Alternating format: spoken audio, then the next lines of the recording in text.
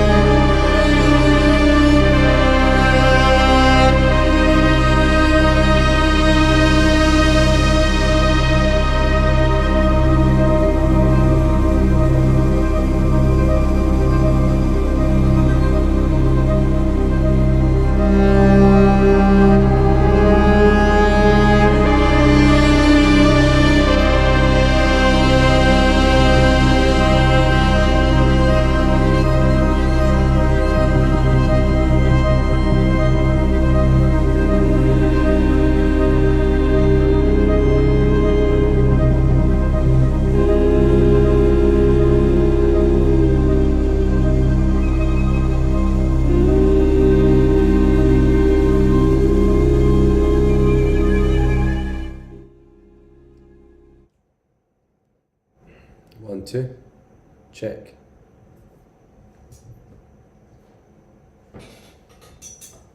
One, two.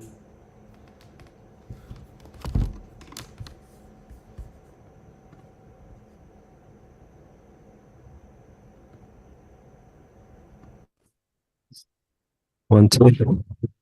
Check. Check.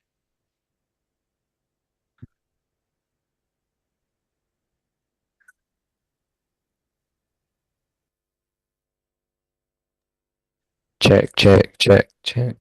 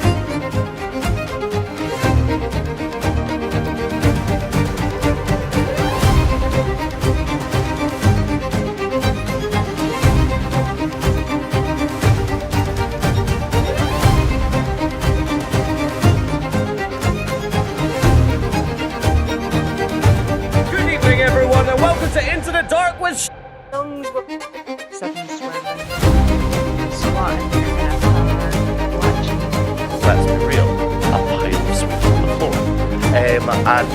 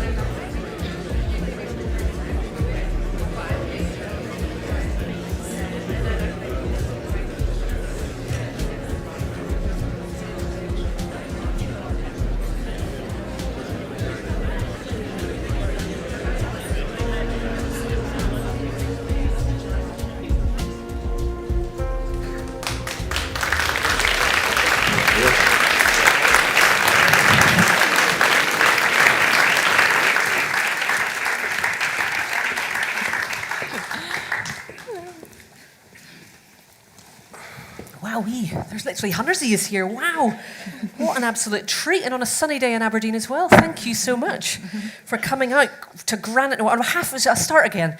On behalf of Aberdeen Performing Arts and the festival partners, I'm very delighted to welcome you to Granite Noir 2025.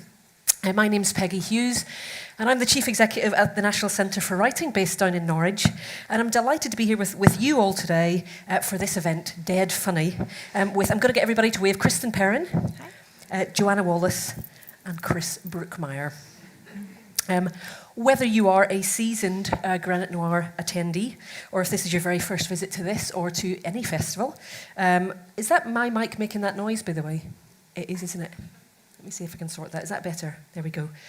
Whether you're here with us in the room today, or whether you are joining us via the live stream, let's wave to the people at the back who are on the live stream. Hello and welcome. Very welcome. Very glad you could be here. Thank you to Leslie Crerar, who is our BSL interpreter, and thank you to Waterstones, who are doing the book stall. Format today, we've got 1 hour together. I'm going to introduce everybody in a little bit more depth, and then we're going to chat about their just wonderful books, and we're going to leave some time for questions and comments from you, and then we will rush the signing table, hopefully. So with the introductions, Kristen Perrin is originally from Seattle, Washington, where she spent several years working as a bookseller before moving to the UK for further study, for a master's and a PhD. She lives with her family in Surrey, where she can be found poking around vintage bookstores, stomping in the mud with her 2 kids. How to Seal Your Own Fate is her second novel, and her first, How to Solve Your Own Murder, was a Jimmy Fallon Book Club book in 2024, which is no small thing. We might talk about that. Joanna Wallace studied law at Birmingham University and was a commercial litigation solicitor before she started to write novels. She runs a family business and lives in Buckinghamshire with her husband, children and dog. The Dead Friend Project is her second book and follows her debut novel, You'd Look Better as a Ghost, which was published in 2023 to much acclaim, including winning Best Debut Crime Novel of the Year in the Crime Fiction Lover Awards. And Joanna herself was also shortlisted for Best Crime Author. So fabulous. And Chris Brookmeyer, not his second novel, it goes without saying. He's been at it for over 25 years, since the multi-award-winning Sunday Times bestseller, Quite Ugly One Morning, was published.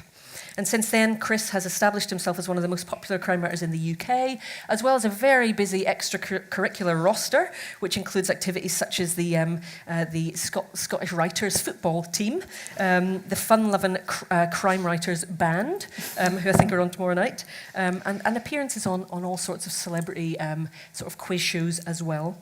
In a previous life, Chris worked for Screen International, which involved trips to Los Angeles, and subsequently The Cut, which centres on the film industry, is a TV adaptation that he's working on with his wife, Marissa.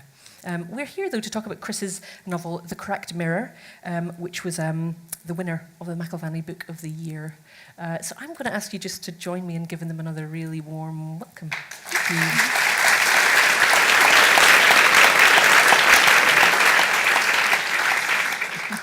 Thank you. So, Dead Funny. Right, before we get into how dead funny these books are, I wonder, and Kristen, we'll start with you, if you could set the scene for folks, just of what's going on in your second novel, just so we know what we're dealing with. In my second book, yeah. So in How to Seal Your Own Fate, we pick up, where How to Solve Your Own Murder leaves off. And in the first one, without giving spoilers, we have our main character, Annie, who has been thrust into a weird country life in a large, kind of creepy house, and is there with the extensive files from her great Aunt Frances, who was so paranoid about a fortune that she received in 1965 that one day she would be murdered, that she spends her life digging up dirt on her entire town so that she can try to prevent this murder. And in book 1, Frances is murdered, and Annie is our amateur sleuth who kind of finds herself by trying to solve this murder. How to Seal Your Own Fate, the fortune teller who gave Frances that fortune is the person at the center of this book. And we look into who Peony Lane, the fortune teller, is and was, because she is our murder victim at the beginning of How to Seal Your Own Fate. So it's all about looking at this person who was the instigator of the complete changes in Annie's life and her great Aunt Frances's life, and who could possibly want to kill Peony Lane, this woman who deals out deadly fortunes like they're candy. I feel we need to speak about them as a set, really, because they're obviously, as you say, they're part of a world of this Castle Knoll series. Was it always the way, when you first started to write the first one, was it always going to be part of this world that you were building, or do you know? That was the dream, but when you're writing, because this is How to Solve Your Own Murder is my debut, there was always this sense of like, will I get that much? Like, will I get a series? It almost makes you think like, am I pushing the envelope here, like with my ego being like, I'm gonna write 7 books. And so I wrote it as a standalone, but like deep in my heart of hearts, I was like, what if I could do more? Like I have some things I could. So there are little kind of Easter eggs I planted more for myself, because I was like, nothing's ever coming. This book's never going to go anywhere. Nobody's going to want it, But just things in case, like little insurance policies for myself. And I was really glad I did, because with How to Seal Your Own Fate, I was like, great, we can pluck these out and use these. So there are tethers between the 2 books. So yeah, reading them in order, it will give the best experience. But you could read the second one without reading the first. You might just have to kind of take notes and keep track of all of our characters. Something I really admired about the book was its sort of, I want to say intergenerationalness, that kind of almost only murders in the building, knives out quality that I think the book has. Could you say a little bit more about that? Because I think you wrote for middle grade, sort of young adults before these books. Yeah, one of the things that actually changed the entire book of How to Solve Your Own Murder, I wrote the whole thing, I wrote 95,000 words of it, and it was a different book, completely. And my agent gave me a lot of advice on how to kind of tighten up the murder mystery and all of that, and the entire book was just written in the modern day with only Annie's perspective. Her aunt was dead, we had her investigating her dead aunt's life. And then I thought, wait a minute, when I went to rewrite it, what if we have her aunt's voice on the page in 1965? And we had the 2 mysteries interlocking, but also the 2 voices set, how many years apart, decades apart, these 2 women who have never met each other.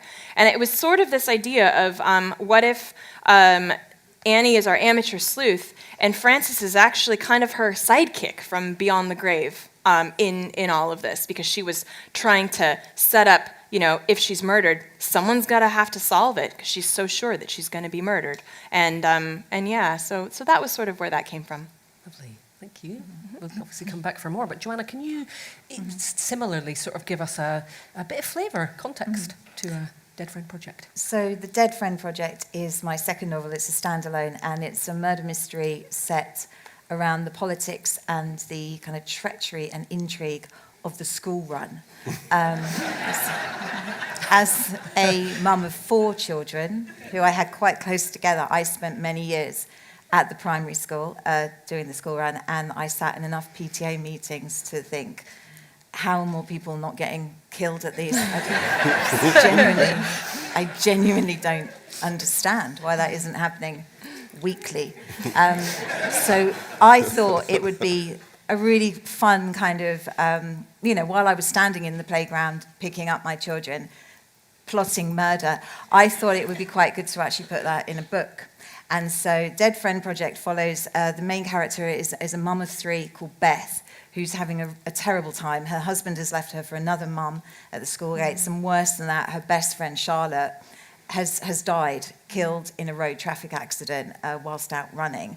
And as Beth starts to kind of glean more information about that night, she starts to wonder, was Charlotte's death really just an accident? And she starts to become very suspicious of some of these other very perfect parents down at the school gates. So she starts to wonder, maybe they're not quite so perfect as they're making out. So she starts to investigate, and that becomes her project. Wonderful. There's a very knowing laugh from the audience here. Motherland with Murder, as Emma It's, Curtis. yeah, Motherland Murder. Not so much a yeah. knowing laugh as a complicit laugh. Just painful.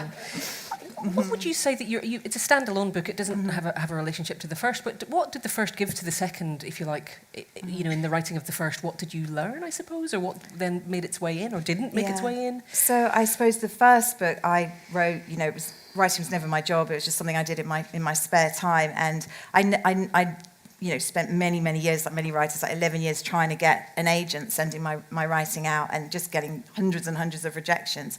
So when I wrote my first book, which is about, it's a completely different book about a part-time serial killer who sees her victims as ghosts before she kills them. That's how she kind of decides who she's going to kill. I wrote that I didn't think anyone was ever going to read it. And then suddenly it got published. And so I had to write a second book. And I guess by then, though, I'd kind of found my voice. And my voice in my book is it's dark humour. So I kind of do explore some dark... In my first book, I wrote it when my dad was dying in a psychiatric ward of early onset dementia. So I was in quite a dark place.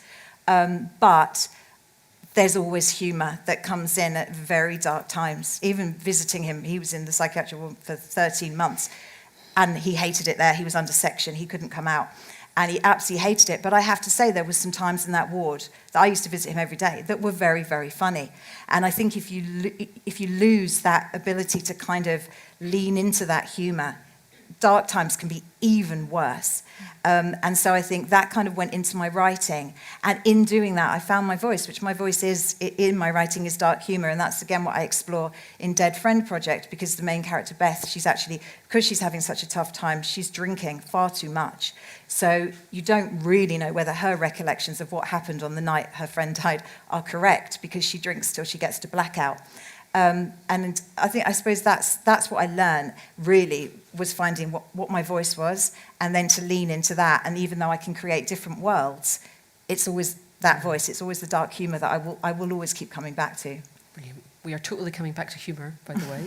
Just before we move on to Chris for a spell, what about the Schoolgate mums? Do they have a view on this? I'm just wondering, did it land? Any... Yeah, they do.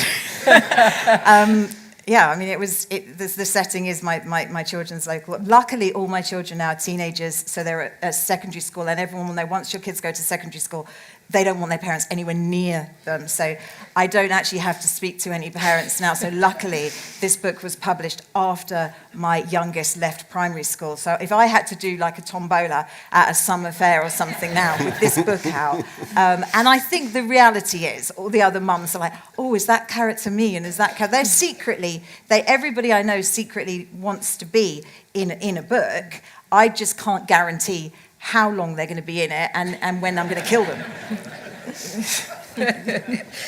Fabulous. Okay, Chris, ditto. Tell us about this cracked mirror. The elevator pitch for the cracked mirror would be what would happen if someone like Miss Marple had to team up with someone like Harry Bosch to take two detectives from the sort of complete opposite poles of the entire crime fiction spectrum. So it's about a woman called Penelope Coyne, who's in her 80s and lives in a wee Perthshire village, a very well-to-do Perthshire village, sort of demographically very prosperous, very tourist-driven.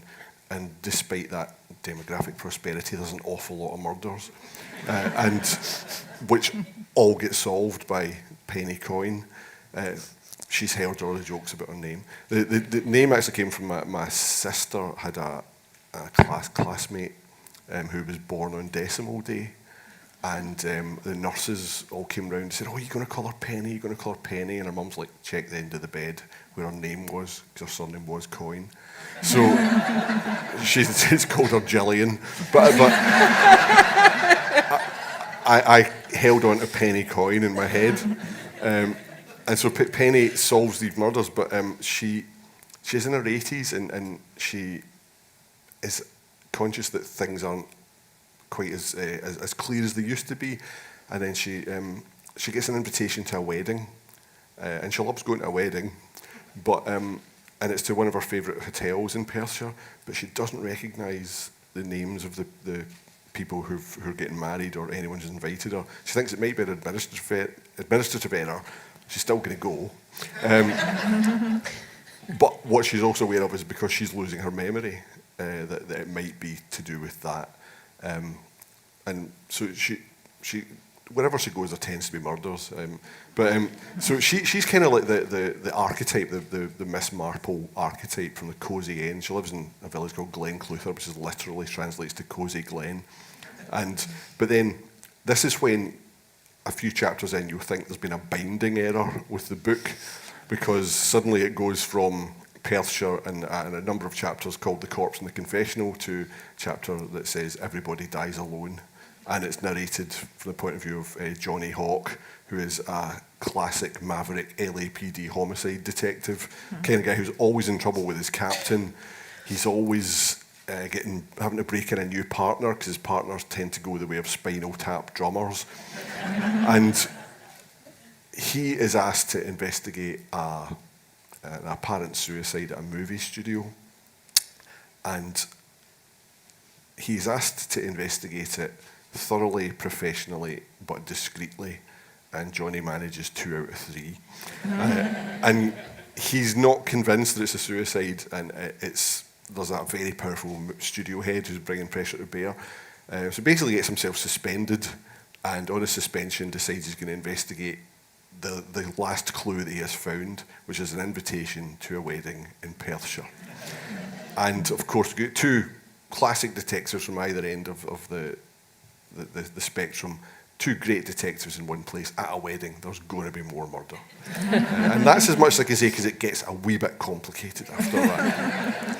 I must say, I was one of the readers who thought, wait a minute, what's going on? Like, have I missed I had something? a woman at an event said she was listening while running on her phone, listening to the audiobook, and she stopped to check her phone in case it had jumped to a different book.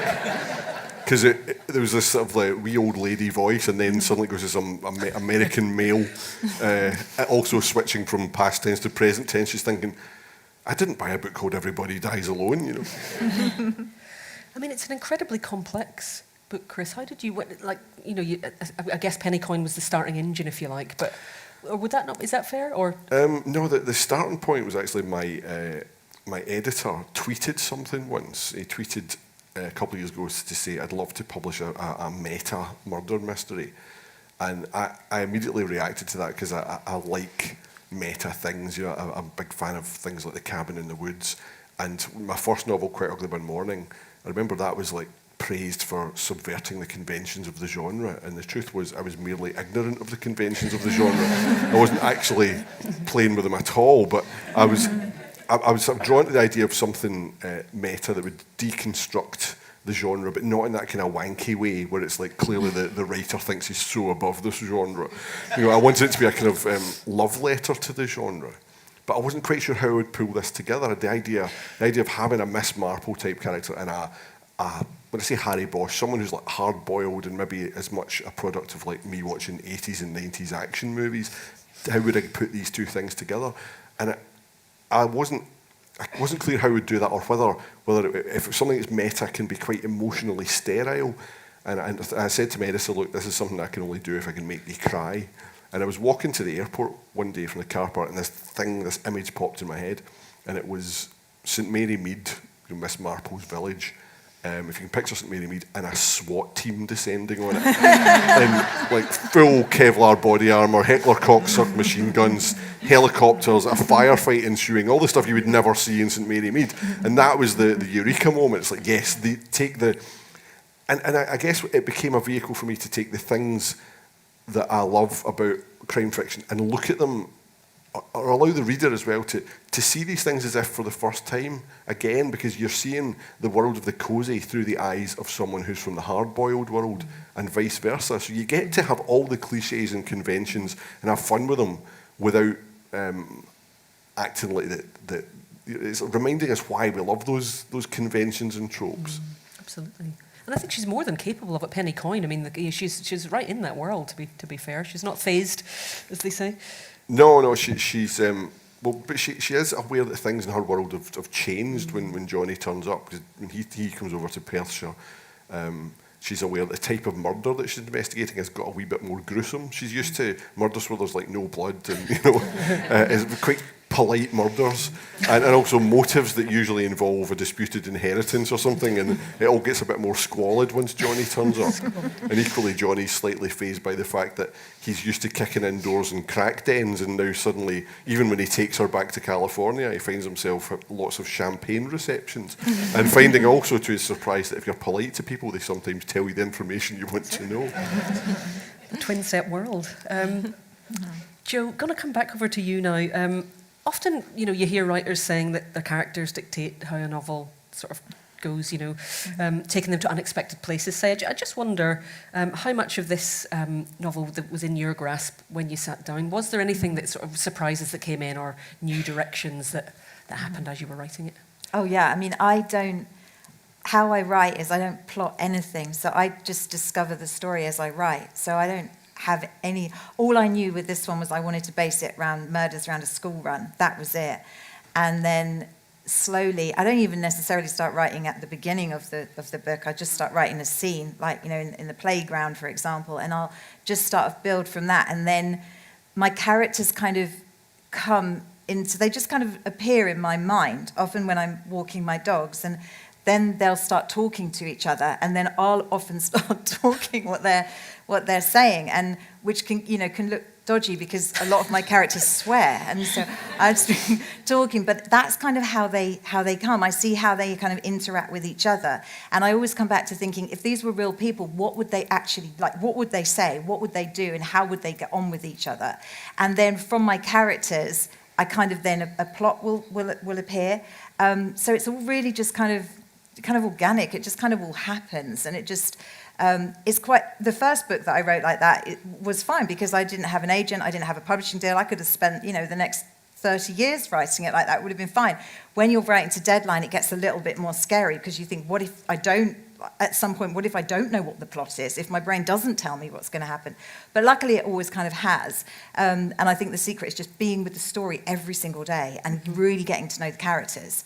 But they kind of just appear. The one that in my first book, the serial killer is she's in a bereavement group, because I thought that would be quite funny to put a serial killer sitting in a bereavement group and kind of talking about grief, but whilst killing the people in the group. And I just thought that was a funny situation and that was just the idea. So that's how it started. I had no idea who the other people. And then when I was walking my dog, I suddenly was thinking, who could be in the group sitting with her? And then in my mind, I just saw the door it was in like a church hall, just a normal kind of church hall where they were going to have this group. And this guy walked in, and I could see him in my mind, and he looked kind of disheveled, and then when he sat down, he started talking in a Welsh accent. So throughout the book, I referred to him as the Welshman, and he was such a big character in it, and he was so funny, and I loved him. And he kind of, it sounds really strange now, but he kind of then with me helped determine who else was going to be in the group. So my mind would throw up other people, and it was like the Welshman was saying, no, not that one. And then between us, we kind of got our group of characters together. And then I'm not going to say what happens to the Welshman, because obviously he's in a bereavement group with a serial killer, so nobody's safe. But that's kind of how I do it. I just have one idea, like the school, like the playground, murder in the playground, or a bereavement group with a serial killer, and everything kind of just builds from there. Sounds like there's quite a lot of heavy lifting or engineering in the post-edit for you then, if you're kind of following your nose, and then it's like, oh my Absolutely. God, what do I do all Yeah, that's why. So I've just finished writing the first draft of my third book, which is a sequel to the serial killer book, my first book, and I've just finished it, and now I know how the story ends. Now I have to go back and make the beginning make sense. So there's a lot of going back to that point and just making it kind of make sense. So I know a lot of writers that plot everything out, and they spend a lot of time plotting everything out, and I just kind of go for it. But it still takes as much time, because then they know how it's all going to work. I have to go back now and change it all. But that's the only way I know how to write. If I had to sit down and someone put a gun to my head and said, right, you have to plot out a whole novel, they'd just have to shoot me, because I wouldn't be able to do it. I wouldn't know. The ideas don't come until I start writing, and that's how it's just been. Brilliant. Thank you. Kristen, ditto for you. How is it? Is it sort of already plotted when you get to the desk, as it were, or? Yeah, I have a mixture, because similar to Joe, there's something about surprising yourself. I mean, I feel like if I plan stuff a bit too much, it kind of takes the air out of it. And but at the same time, I have always been one of those, super do my homework. I'm going to follow all the rules kind of people. So I write a meticulous outline so that I cannot listen to it. And I think it's just this idea of like, okay, it's like warming up. It's like your car's frozen over and you turn it on and you have to just wait for it to thaw out. And it's not driving anywhere. It's just kind of running through the motions of being a car. And I thought maybe it was just that's the way it was with my first book, and that was because I wasn't, used to doing this, and I was going to find my process. But every time now, I still have to do the same thing. And so... Yeah, there have been things that I've plotted in advance that I've been like, I'm actually really excited to get to that one scene because that's bananas, Like, I can't wait to see how that comes out on the page. And you're trying to get it out on the page, and then it just takes a sharp left turn. You're like, well, where did that come from? And that is one of the most fun parts of writing, I think, is when you can... I think also I love to write myself into a corner and be like, get yourself out of this one.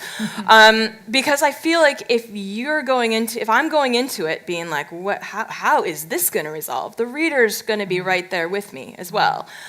So...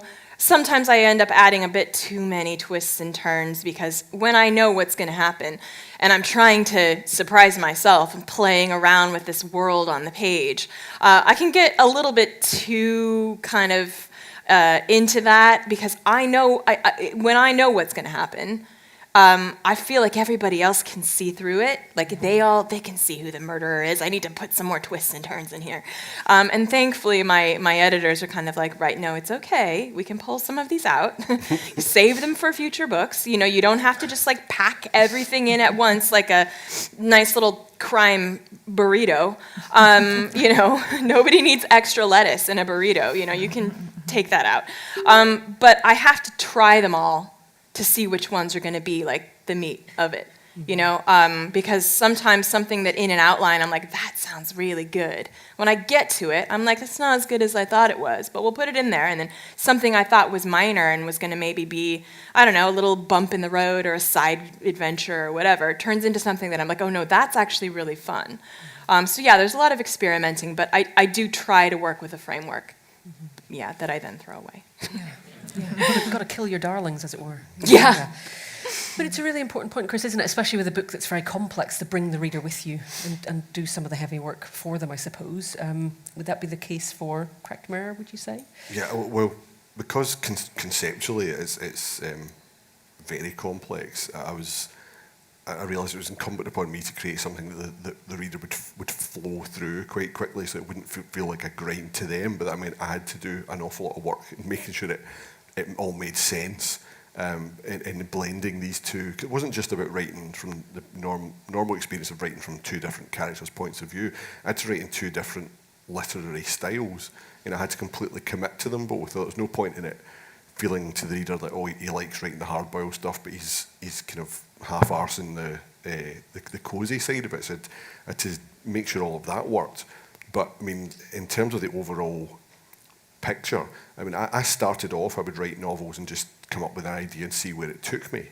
A good example would be like when I wrote All Fun and Games Until Somebody Loses an Eye. And I thought, a 46-year-old grandmother from East Kilbride gets sucked into a world of espionage, and it just took me all these places, and the book got longer and longer, and eventually I had to try and pull it into some kind of plot. But as the years have gone on, I've become more careful about what I'm plotting, because especially if you've got a book that's got massive revelations, I think you need the analogy I draw is with a magician. The magician doesn't take the stage till everything's in place, because you're going to be misdirecting people, and that surprise should be surprising but inevitable. That sense that the twist, they should have seen it coming, so you have to plot that very carefully. But the Cracked Mirror was, for so many reasons, I think it's possibly the hardest book I've ever written, but I was determined that it wouldn't feel like a hard book to read. And it's a product of the fact that, because I write with my wife, Marissa Hatesman, We write as Ambrose Parry, and we're talking about that at the music hall later tonight. But that changed how I write. When there's two of you writing together, you have to plan a lot more explicitly. We have a whiteboard with like our 5-act structure and lots of index cards and different coloured cards for different characters. And that's all really driven by Marissa getting frustrated by me keeping stuff in my head. And it also comes from us having, we've learned a lot from each other. I mean, it's like the buddy cop thing where they both get a wee bit more like each other by the end, having annoyed each other throughout the first 3 acts. That's our marriage, I think, but or certainly that's our creative collaboration, is that I would sort of say to Marissa, look, you can't know everything, otherwise it feels like your characters are on rails. You know, you can't know all in advance. And you have to just sometimes let the characters tell you how you'll get from this part to the next. And equally, I think she kind of knocked it into my head, but it helps if I know what's going to happen next, if I'm supposed to write one of these chapters, Chris, you know. And but we're coming from these different points of view, whereas as someone who's been writing for years and years, I'm always excited by the fact that on any given day, I can suddenly find myself writing or dealing with something that I had not anticipated, you know, just completely out of the blue, just something precipitated, and that's exciting to me. Marissa was an anaesthetist for 20 years. If you turn up to work and something you did not anticipate just suddenly happens, that's not a good day at work. Equally as an anaesthetist, you can't just walk in and say, let's just see how this goes. So she sort of taught me to be more explicit in my planning, and I've taught her to, as she puts it, take her hands off the wheel a wee bit. But the experience of that meant that not only did that discipline me in my structuring, it meant that when it came to the Cracked Mirror, I'd the concept of the characters in my head and a rough idea of the story, but I thought structurally this is going to have to be very carefully plotted. So we worked together on that. You know, that's the great thing of having someone you can collaborate with, is that we were able to, if I could make sure that the idea made sense to Marissa, and also she would rein me in from it getting too technical or geeky at any point. And so if I knew if it made sense to her, because she can be very, very explicit in her disapproval if something's not making sense. If it made sense to her, it was going to make sense to most readers. So. Lucky you. Yes. Great first reader. We're laughing away here. I feel we'll shortchange you if we don't explicitly have a little chat about the humour in all of these 3 brilliant novels. Kristen, I'm going to come to you first. Just to say, you know, these are funny books, but that doesn't mean that they don't have obviously dark, difficult things happen. What does humour meant to you, I suppose, as a reader and as a writer, and how do you navigate when to deploy it and when not? Like, what's it doing in the dark places in your book, would you say? I think for me, the humor comes out in the just descriptions of ridiculous, the ridiculous side of dark situations, similar to what Joe was saying earlier. Mine strikes probably a more typical tone with the cozy, it lends into a lot of tropes. But at the same time, I kind of, I think of it almost as like winking at the genre a bit, because it's taking together a lot of things that I grew up with. I grew up in Washington State, very near a town that was famous for one thing, and that was that it's where the show Twin Peaks was filmed. And I was too young, I was not allowed to watch it when I was young, but then I watched it in my 20s and became a massive fan of Twin Peaks. Because also it was all these images of my home, but it is this sense of like dark and light right next to each other, and there's a silliness, but it is because I think it's just this sense of being alive and being a fully complete human. You're not just feeling this one emotion. And something bad happens, and that's what you're stewing in or sitting in. And I think it makes for more kind of interesting and complex characters. That being said, I definitely have to write in someone's voice. So both Annie and Frances are first-person narratives. Frances, we have diaries from 1965. Hers strike the darker tone. Annie, modern day, is much more of the light-hearted side of things. It's much more of the kind of absurdity of the, the Colonel Mustard in the library with the candlestick, but in that winking at the genre sort of sense. And also because I like to it comes out organically in discovering a character and working in their voice and thinking, I have never been in these kinds of situations. You know, what would I can put a little bit of myself and my own kind of, imaginative observations, kind of like what would it be like to experience this? And there is a sense of wanting to kind of poke at it a little bit and try and find a funny side in describing it. And you mentioned Annie, I mean, she follows in a proud tradition of sort of amateur sleuth writers as well. Why did you want to play with that idea of her role as the amateur sleuth and as a writer as well, who's struggling to find her? Partially because I'm lazy, and I knew that if I were to write something from a police perspective, I'd have to do a lot more research, because there's a lot of things that need to happen a certain way. Whereas if you have an amateur sleuth, they can make mistakes, they can not know what they're doing, and that also makes for a little bit more fun for me, because I like a character who is finding their way, as the reader is also kind of finding their way through the mystery as well. And so with Annie, it was just this sense of, it was the first time I was trying my hand at this genre. You mentioned briefly, I was a children's writer, leading up to this, and this was, I was working on this during lockdown because I was just wanting to amuse myself. It was a weird time for all of us, and, I was just like, you know what, I want to write what I want to read, and it's going to be this. So I think the amateur sleuth side of that was kind of like, I wanted to swim in that world, and I don't have the expertise of, someone who is official.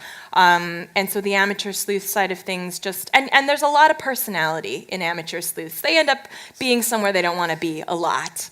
And they end up, Annie has a terrible fear of needles and blood. And I liked that combination of an amateur sleuth who absolutely faints at the sight of blood or dead bodies and is trying to kind of be like, I'm not going to pass out, I'm not going to throw up, we can do this. So yeah, that was kind of where that came from. And she's among friends. I mean, we're all amateur sleuths at heart. Yeah, yeah. Jo, Beth is, there's so much sort of savage humour in this book, but she's such a tragic figure in a way. Like, she really did move me a lot. And I wonder if you could say a little bit about balancing that particular palette of, as you said, she's got challenges with alcoholism. Her husband's left her for another school mum. Like, how do you get that exactly right, that balance? I think practically reading things out loud, I think you can hear when especially when I'm exploring dark things like Beth's alcoholism or something, you can then hear there needs to be a funny thing here to kind of break. You can tell when there needs to be, because I think of like life, all of our lives, it can be really, really hard, can't it? This is hard, isn't it? And none of us are getting out of here alive. I mean, life, not here. And it's Wow. And so, I mean, I know some people have it much worse than others, but we're all going to know grief, we're all going to know suffering, we're all going to know difficult times, we just are. And for me, humour is just like it's a little like relief. It's like taking the pressure off just for a little bit to give you enough kind of resources to get back in the game and to keep going. And I think that in the school run, I mean, and I think there can be challenges and stresses in the everyday. So the school run, for example, but when I was picking up my kids there were parents getting properly stressed and properly upset and properly, kind of depressed about things. And sometimes the humour would just allow you to take a step back. And so where we live, I don't know if it's the same here, but it's very much all about the 11 plus, for example. And there's a lot of pressure put on young children to get into the grammar schools. And parents that I knew, would make themselves ill with this stress and getting their kids to the tutoring and everything. Our 4 children, none of them wanted to do the tutoring, but they all wanted to sit the exam because they wanted to beat their siblings' scores. So I think the pass mark was 121. So on the day that the results would come out, you'd have parents in the playground pacing, some people vomiting. I mean, I'm not joking, really stressed. I'd have my kids coming out going, yes, I got 82. I beat Grace. And that's what I had. None of mine came anywhere near the pass mark. But things like that is when I think that's where you've got to take a step back and say, this is actually funny. This is funny. And actually, the kids have got it right, actually. Why shouldn't they just be, celebrating this? They've still massively, failed. But I would just say, well done for having a go. You go into the comprehensive and everything's going to be okay. We don't need all this stress. And for me, that's what I think I try to write about the everyday, but I think there's an awful lot of anxiety and stress that is in the everyday. And then I try to just, poke a little bit of saying, look, if you take a step back, stuff is actually quite funny. And we are allowed to laugh. And we're allowed to laugh at the ridiculousness of stuff. That's what I try to do. Achieved. Yes, good. Thank you. Up with that sort of thing. Yeah, good. Chris, to you. And then we're going to open to you. And I hope you have some questions and thoughts. Thank you. Humour. Never far from it in your books. Well, I sort of started off with a more overtly humorous style and got more serious as I got older. I think it's like when you get older, you don't know everything anymore. And so, you don't have the same sort of shallow impressions of things. And I think with The Cracked Mirror, it's probably the most playful novel I've written for a long time. It is supposed to be fun because it is about all the things we love about this genre, that it's about the escapism of the genre. Because as I say, I'd written some quite serious stuff, but in my early days, I tried, actually, that was the mistake I made. I thought that to get published, you had to be terribly serious. So Quite Ugly One Morning was actually my fourth novel. So the first three novels, I was trying to write serious crime fiction, and obviously I kind of fell foul of, there's a long-standing, quite profound prejudice in crime fiction against books that are shite. And my first three novels did fall foul of that. Some might argue that some of the subsequent ones did as well. But what kind of clicked for me was writing something humorous. My natural idiom in my growing up was in our house, there was always a lot of humour. I wrote a lot of satirical things for fanzines, and it didn't occur to me to bring that to bear in crime fiction. And it was when I did, that's when I used the great cliche of found my voice. And so I wrote a lot of satirical novels, and then I guess with The Cracked Mirror, I wanted to have that sense of fun and playfulness.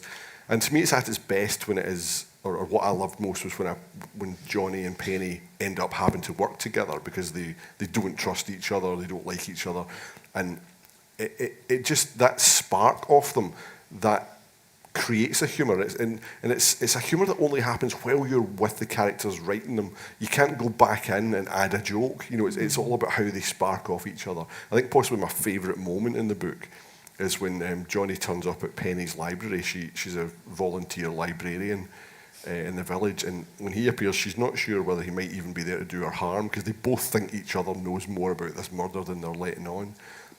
But she's terribly polite. Penny's all about the rules, while Johnny's always about breaking the rules. And she's determined to be polite and to follow decorum. So even though she thinks he might be there to kill her, she makes him tea and biscuits.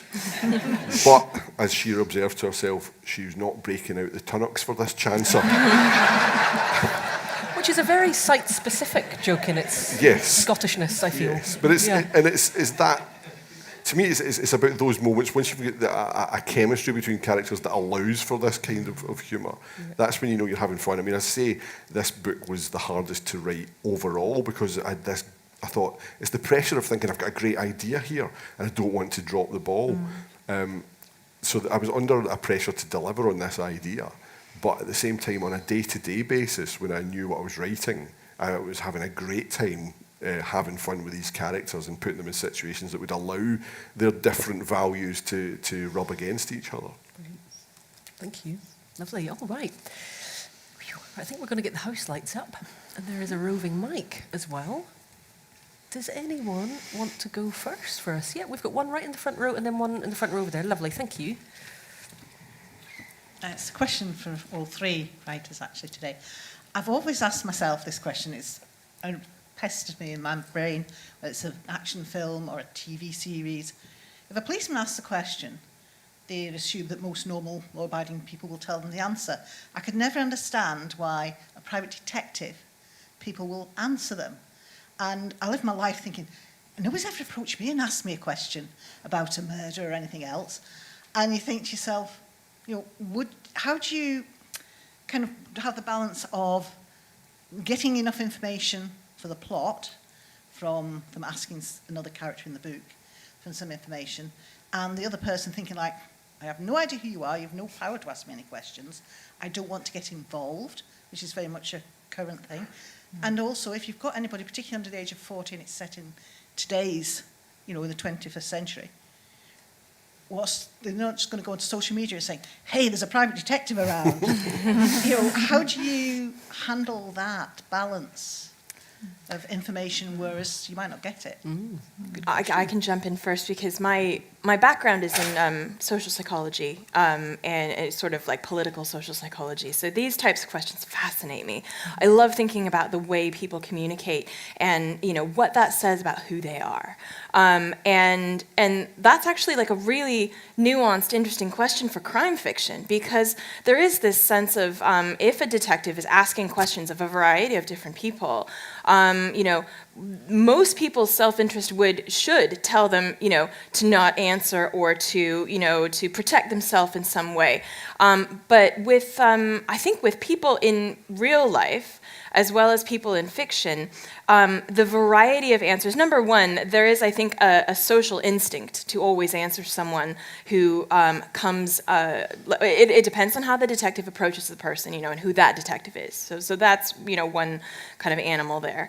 But if you have someone who is friendly or someone who is domineering and intimidating, there can often be just an instinct to try to provide information. But also if something is, a crime has been committed, I think people have a need to almost want to give answers or help for the most part, and if they're the guilty party and they're trying to shield themselves, they often try to blend in with everybody else by trying to perform this same thing, I think. People try to, give these layers of misinformation or try to make themselves seem innocent. So the way people answer or refuse to answer, it just gives you so much to work with, as a writer and even as a reader. You're reading through, kind of going, oh, that's suspicious, or how is that person answering this? So, even just the avoidance of answering a question, that makes someone look guilty. So I think people kind of try to smooth things over and be a part of the helpful side of an investigation, because that's what they probably think this is how we should act in a functioning society. We should care this way. I mean, in the case of Beth, she's constantly gaslit for daring to. Absolutely, I was going to say, she because- isn't actually a detective, but she's trying to investigate, and I think the way that she does it is because she's friends with with the suspects. It was all the time, because I knew my characters then quite well, I would be thinking in my dialogue's the best way to get anyone to reveal anything about themselves, I think. And I think that I would just get her to talk, and then I would, when I was writing it, think, well, this character is very, very competitive about her children, and she's going to want any excuse to show off that her children has moved up 3 reading levels and is, so much better at reading than everybody else. And can I kind of work in some way by leaning into that person's character for her to reveal something? And so I'm always going back to dialogue in my books. I think that we all show who we are by what we say and how we say it, like Kristen was saying. And I think that was what I'd always do. So if I knew in my head as the writer, I need the reader to know this in this chapter and not to know this, how can I get that in this dialogue? If I'm writing a scene with a group of 6 women in a toddler's group, how can I get those clues in a dialogue that the reader is just going to read, and I'm going to lace it with humour, so hopefully the reader's going to be laughing or whatever and not realising that actually clues are being dropped that they will then only pick up again when things are revealed later on. So for me it's kind of dialogue and personality. Anything to add to that, Chris? And I think you just sort of nailed what is key to all the storytelling in crime fiction. It's all about that balance of how do you get someone to open up, and different detectives will have different methods. And with the Cracked Mirror, that's where some of the chemistry comes in, because Penny is used to far more polite and subtle methods, and Johnny does like kicking doors down and intimidating people. And it's all about, well, I suppose in this case it's all about the two characters learning to be a bit more like each other. Penny has to learn to get over her aversion to breaking rules, and Johnny has to start to learn what some of those rules are for. And I think it's all crime fiction is about the cat and mouse psychology of how do you get someone to open up, even in a way where they might not realise they've opened up to you. Thank you for the question. Great. I think we had another one here. Yeah, pop your hand back up. Thank you so much. And then if anybody else do. This is another general question. I just wondered, what is the first thing that you ever wrote, and how did you get from there to being crime writers? Ooh. Do you know, I can remember from the age of about 6, as soon as I could write sentences and paragraphs, I was writing stories. So I do remember trying to write, I must have seen a bit of James Bond in the telly one night and trying to write a short story about a secret agent. And then when I was 8, I went to see Jaws, because it was 1976. So I remember writing lots of stories about people getting eaten by sharks. And I would design my own little covers for them. So I was kind of precocious in my writing ambitions, shall we say. For me, it was my children were all very young, and I used to tell them stories at bedtime, but make up the stories. And then every night they would be like, have you got the next story coming? And when you're busy, I'd think, I haven't really thought of the story. So I would, when I was doing their dinner or whatever, I'd start thinking of that night's story so that I would have something planned. And then one day I started writing it down, and then it just got really dark. Someone died. And I thought, I'm quite enjoying this. And so I didn't tell them that story because they were really little. But that actually became my first thriller that I wrote. That took me, many years to write. And when I finished it, I thought, yay, I've written a book. And I sent it out. Obviously, it was rejected by everybody. It wasn't very good. And so then I spent a few more years writing another one. And then that was rejected by everyone. And then the third one was what became You'd Look Better as a Ghost. So I think I got better. It's like anything. If you want to be a good runner, you've got to run. And writing is, you've just got to keep writing, I think. I've never done a writing course, so I didn't have anyone telling me what to do. I was just writing what I wanted to write. That's how it started. I think you should revisit these kids' ones. Granite Noir.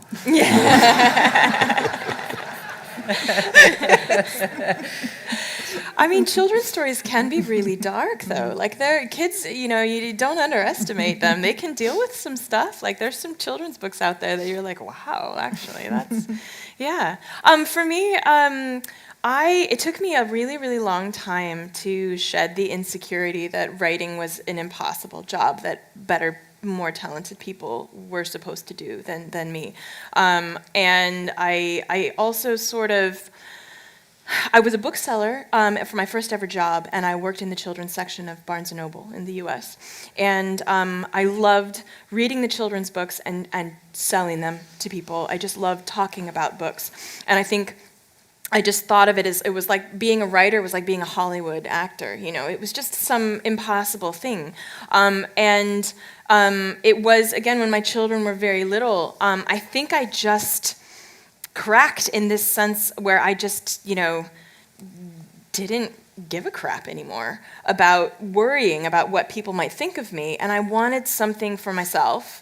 And I wrote my first children's book standing up in my kitchen with my laptop in the middle of the kitchen, because I had a baby gate that would keep the kids, just really small house, so I could see over into where they were playing, and I was in the kitchen, and I could trap myself in the kitchen. And I would write a few sentences, and I would do something with the kids, and then I would write a few more sentences. And it was all, I think, it was children's books because that was the world I was in at the time. And to get that from there into crime fiction, I think it took lockdown and for me to, and again, like similar to Joe, I had many books that were finished that I sent out to agents that were rejected, and then it was all right, we're on to the next one. So I think I got my agent on my 4th book that I queried, and then I sent her more material during that time, and I think How to Solve was probably my 7th or 8th finished manuscript. And I think, like I mentioned earlier, I landed in crime because it was that release in, what if no one's listening? What would I write for me? And that was what that was. Yeah. Fabulous. Thank you. I think we've got time for a tiny questionette that will elicit a one-word answer from each. Anything? Good luck. Out there? Yes, one right at the very back. Thank you so much. I just want to ask the panel if you could name one of your comedy influences. I'll go first then. Billy Connolly. I Big yin, lovely. think I owe as much to stand-ups and narrative stand-ups as I do to novelists. In when I did kind of find my voice as a writer, it was that stand-up type ranting narration. But I grew up with Billy Connolly and him telling stories. Not just, it wasn't about jokes, it was about telling stories about character, and it's about the fact that in a Billy Connolly routine, when you've watched him on TV or you listen to him on a record, as I did back then, when you recall, you don't recall a man on the stage, you recall all the scenes he created in your mind. So he had a huge influence on me as a writer. Him and then Bill Hicks, Lenny Bruce, people like that, but Billy Connolly above all. I really love David Mitchell. So, you know, I love the sketch comedy show that he did, the Mitchell and Webb look. I love Upstart Crow, where he's William Shakespeare. I love the sort of academic and historical, just all of the additional cultural touchstones that he pulls in to just blend together with his humor. And it's just kind of self-effacing and acerbic, but also quite warm and witty. So yeah, I would say David Mitchell. I would actually say Robert Webb, because I met him at something so fun, and also because I love Peep Show.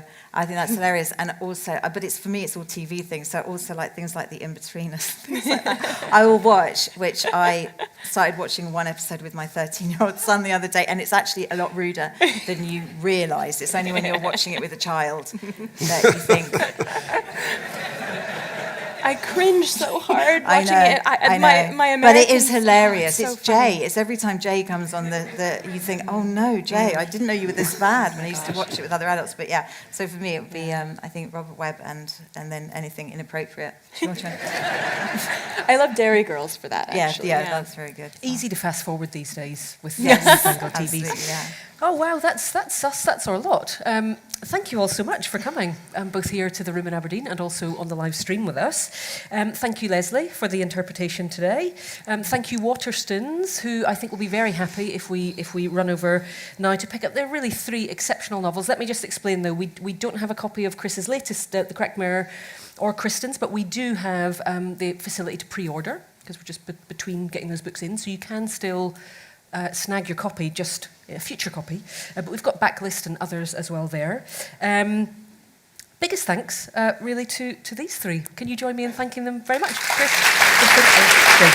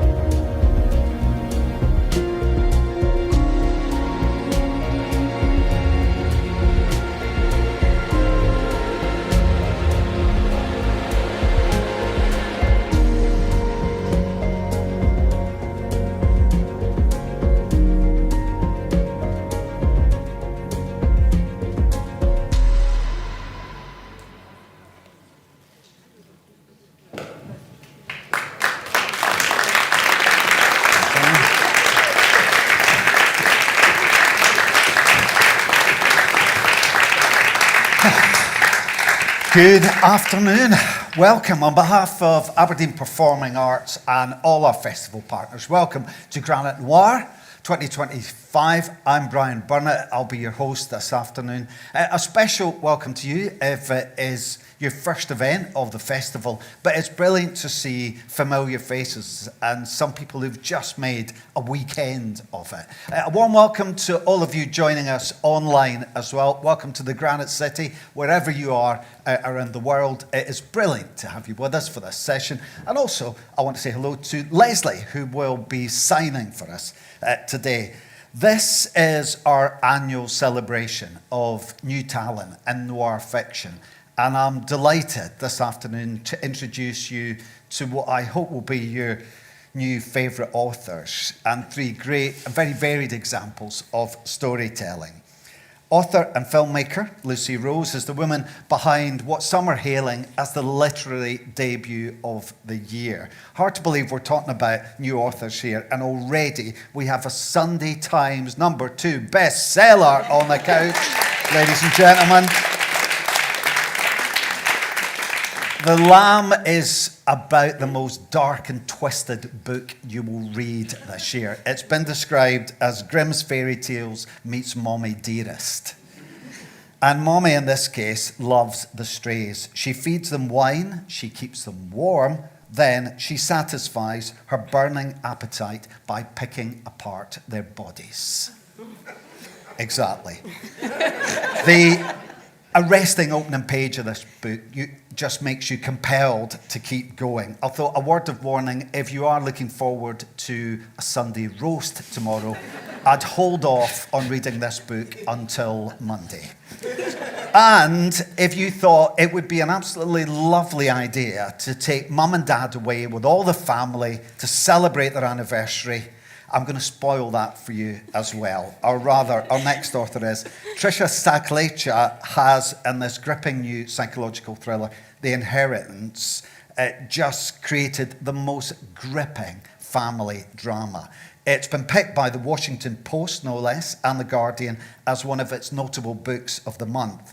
Diplomat by day, author by night, Trisha describes the novel about the ferocity of love and hate in a sibling relationship and asks, what would you choose, your conscience or your family? Not a question many of us would want to have to answer. The many rave reviews said it is Succession meets Traitors meets Agatha Christie. And finally, our third author was raised in Yorkshire during the tumultuous years of the Ripper and the miners' strike. Nina Badreshwar's journey as a storyteller began in journalism, followed by a stint in Los Angeles as the press officer for the legendary hip-hop label Death Row, which housed people like Dr. Dre, Snoop Dogg, Tupac Shakur. Not on many people's playlists here then. The Day of the Roaring was recently recognised by The Guardian as one of their thrillers of the month and with praise for its authenticity. The narrative unfolds when the dismembered body of a headmaster is discovered on the derelict grounds of a former school. As the local newspaper puts it, head's head found in filing cabinet. It's far from a conventional police procedural, though. As the book promises, it may start with a murder, but the truth is far more shocking. I cannot wait to tell you more about these stories. Let's welcome all three authors this afternoon.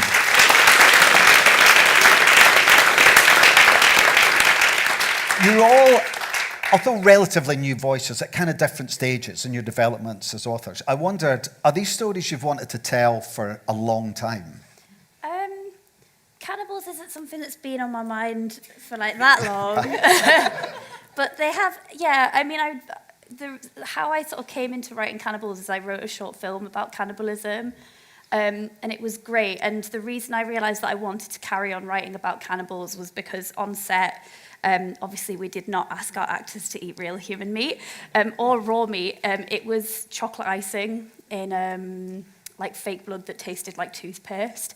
And always good to get a top tip should you need to recreate human flesh. And when the actor was eating the flesh, it was just so funny to watch like all of the dudes just like trying not to vomit, and just seeing that visceral response to like if you can convince yourself that that is human meat and it did look like human flesh. it was just hilarious to see that like very visceral response. Like people were having to leave the set to be sick at one point because there was like fake hair in one of them, and like it was just really fun that like to put my colleagues through hell. But yeah, and then I kind of was just like, I need to do this in another medium and try it in another medium. And then that's kind of how it's sort of made its way into The Lamb, I think. And Tricia, for you? For me, I think a lot of the inception point for the book was actually during the pandemic. I already knew I wanted to work on a novel that touched upon sibling relationships and family dynamics. And during that first lockdown, I was separated from my family. I was living in London. My family was back in India. And I was desperate to go back over and see them, to the point where I was willing to break every single rule under the sun to get there, because I was worried sick. And, you know, over the course of those 2 years, I saw the nicest, most morally upstanding people do the most despicable things because, you know, you wanted to find a way to attend someone's last rites, or you wanted to ensure someone gets the medical help that they need. And that really became the inspiration for the novel, the lengths that we will go to when our families' lives or our loved ones' lives are at stake. So I started thinking about it then. And well, it's interesting because when I read it, far from being someone who's missing their family, it felt like me someone who spent too much time with their family. Well, so I did manage to get myself over to India, and then I was stuck there for a whole year in the same house with everyone. So, I mean, this is not reality. This is fiction. Nina, what about you? Is this a story you've held on to for a while? I think so. I think it was one of them. I didn't know where it came out of, left of center. I was like, okay, so this is what was bubbling around in my head all those years. I think it was, ironically, it was when I was actually living in California and I was working as a high school teacher. I was reading a lot of Anne Cleeve's novels, the Vera novels, and I was like, oh, why isn't there a Vera like me, mixed race or something like that? Why don't you? And then I was like, well, why can't there be? And I think later on, it kept bubbling away. It was like a problem that needed to be solved. And I was like, what? Are you kidding me? In South Yorkshire, all the things that it's just known for, its misogyny, its racism, the Hillsborough disaster, you know, all the things I lived through. And I was like, no, I need to sort of like do an alternative to that, you know, sort of like a contemporary novel that deals with legacy crimes. And when I had all these sort of like voices, I want to have that feel of this multi-layered feeling, how you feel like coming at a community that's been shaped by so many crimes, yeah. We're going to talk about each of the books individually. Who knows where we'll end up going and what we'll end up chatting about. And towards the end, I want to leave room to get some of your questions in as well. So if you've got a burning question, hang on to it, and we'll get some mics coming around. And at the end, all three of our authors will go to the Waterstone signing table, and you'll be able to get signed copies of these books, which I know you are going to love. One of the things that they've got in common are their mothers are at the centre of these books. They're all very different mothers. Tell me about the mothers in your books. For me, the mother is sort of central. I lost my mother at a pretty early age, but looking for that mother and mother's relationships has always been important. So I think creating that mother voice, and sort of like the mother voice I had to create and find through my own sort of like journey through sort of like my ancestry, helped me shape the voices in mine. And we are shaped, whether we like it or not, very much by the voices of our mothers and our grandmothers. And I wanted to do sort of like a Northwest / police procedure where you had the grandmother's voice, the mother's voice, and the daughter's voice, and their experience of sort of like events at the same time. Just to sort of like get that feel of what does a thing really look like, why we need families and why we need all these generational sort of like perspectives. And Tricia, your mother, my God, she's a piece of work.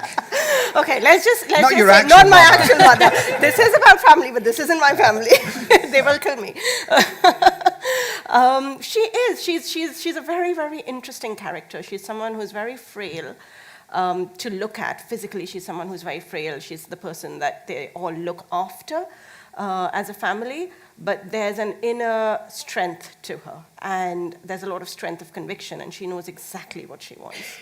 But for me, Brian, it was as much about Shalini, who is the matriarch of the family, of course, but also about the relationship that the other women have with motherhood. That's quite a big theme in the novel, because whether it's the eldest daughter, Myra, or it's Zoe, or it's Aisha, they've all got, as women in their 20s and 30s, they've all got a certain relationship to motherhood. And that dynamic and the way they see how they would do things differently plays quite a lot into how they act. So I was really trying to explore that as well. And although this is a book about cannibalism, it's actually a book about motherhood. Yeah. Tell me about your I guess character. so. Mama, I mean, she straight up sucks. Like, she is the worst. But what I enjoyed doing is I'm such a horror girly, but I'm also really into, like, tropes of different genres. And the tropes of a genre that I love is the romance genre. Like, you have unrequited love and, like, two people, one bed, like, what's going to happen? But unrequited love is one that really fascinates me, not because I've watched The Holiday a million times, but also, thank you for the people here who've watched The Holiday and understand my... But I just wanted to kind of see what would happen if I injected that into a space we don't normally see it. We see these tropes all the time with kind of romantic relationships, and it's like, well, what would happen to that trope if you put it into a platonic relationship or a relationship between two sisters, or in this case, a relationship between two mothers? So it's so fascinating to put that unrequited love trope into something that it doesn't traditionally belong in, and to kind of play with that. But also, I think in terms of one of the things that happens quite a lot in the book is it returns to this kind of like oral storytelling thing. Spent a lot of time in my childhood without a TV, so like you can imagine how bored I got and like how many scary stories all the kids told each other, and so oral storytelling was like huge. And I find it so interesting that these oral folk tales are so synonymous with the Brothers Grimm, because no offense to any male-identifying oral storytellers here, but I can't remember the last time a man told me a folk tale. It was always my mother, my grandmother, the woman who lived next door. And so I kind of wanted to reclaim that space with the role of the mother in this story, who is constantly telling stories as a way to connect with her daughter, but also it's a way that the daughter connects to her mum. So just playing with tropes and also looking at kind of like the traditional way that we receive and tell stories was a big influence on her. Let's concentrate a bit on the individual books. Let's start with The Day of the Roaring. There is a murder right at the start, and I wouldn't say the murder's incidental to the story, but it's not the real story of this book. Tell us what is. Yeah, I mean, for me, the murder, the whole point of the story is that the voices that are missing are usually the victim's voices. So it's a victim-centric police procedural. So, yeah, that there is a murder and she does have to investigate it. But while Diana, the DI, is investigating it, we as the reader, I wanted the reader to be investigating, because she herself is a victim of crimes, trying to deal with a serial murder. And how frontline workers have to sort of deal with situations when they've got their own crises going on.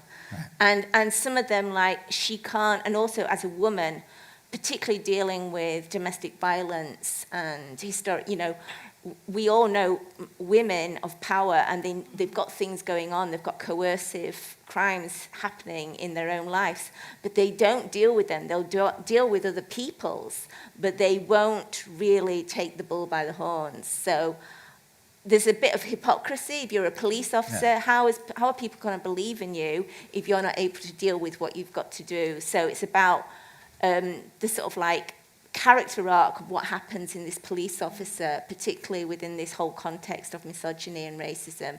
And she's got this legacy crime of her grandmother, who was a victim of the atrocities that happened during the so-called Mau Mau uprising, and she's having to fight her case through the Kenyan Human Rights Commission.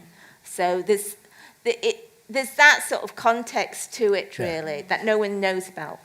You say that unspoken traumas are in her bones. How much does that drive her throughout the novel? It's not mentioned, but you get this feeling that this is a girl that there's something, she's got a story. I think a lot of our stories are really buried so deep in us, you know, and we don't understand the things that we do.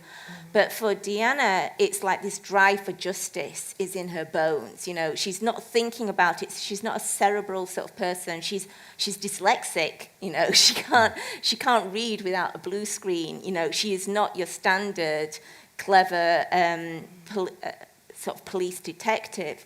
She comes at things a different way, and she's using her senses all the time. And for me, fiction is about bringing us back to our senses and getting the reader to actually have your, you know what I mean, use your senses to actually, they tell us so much and we don't use them because we're such an info, you know, centric world now.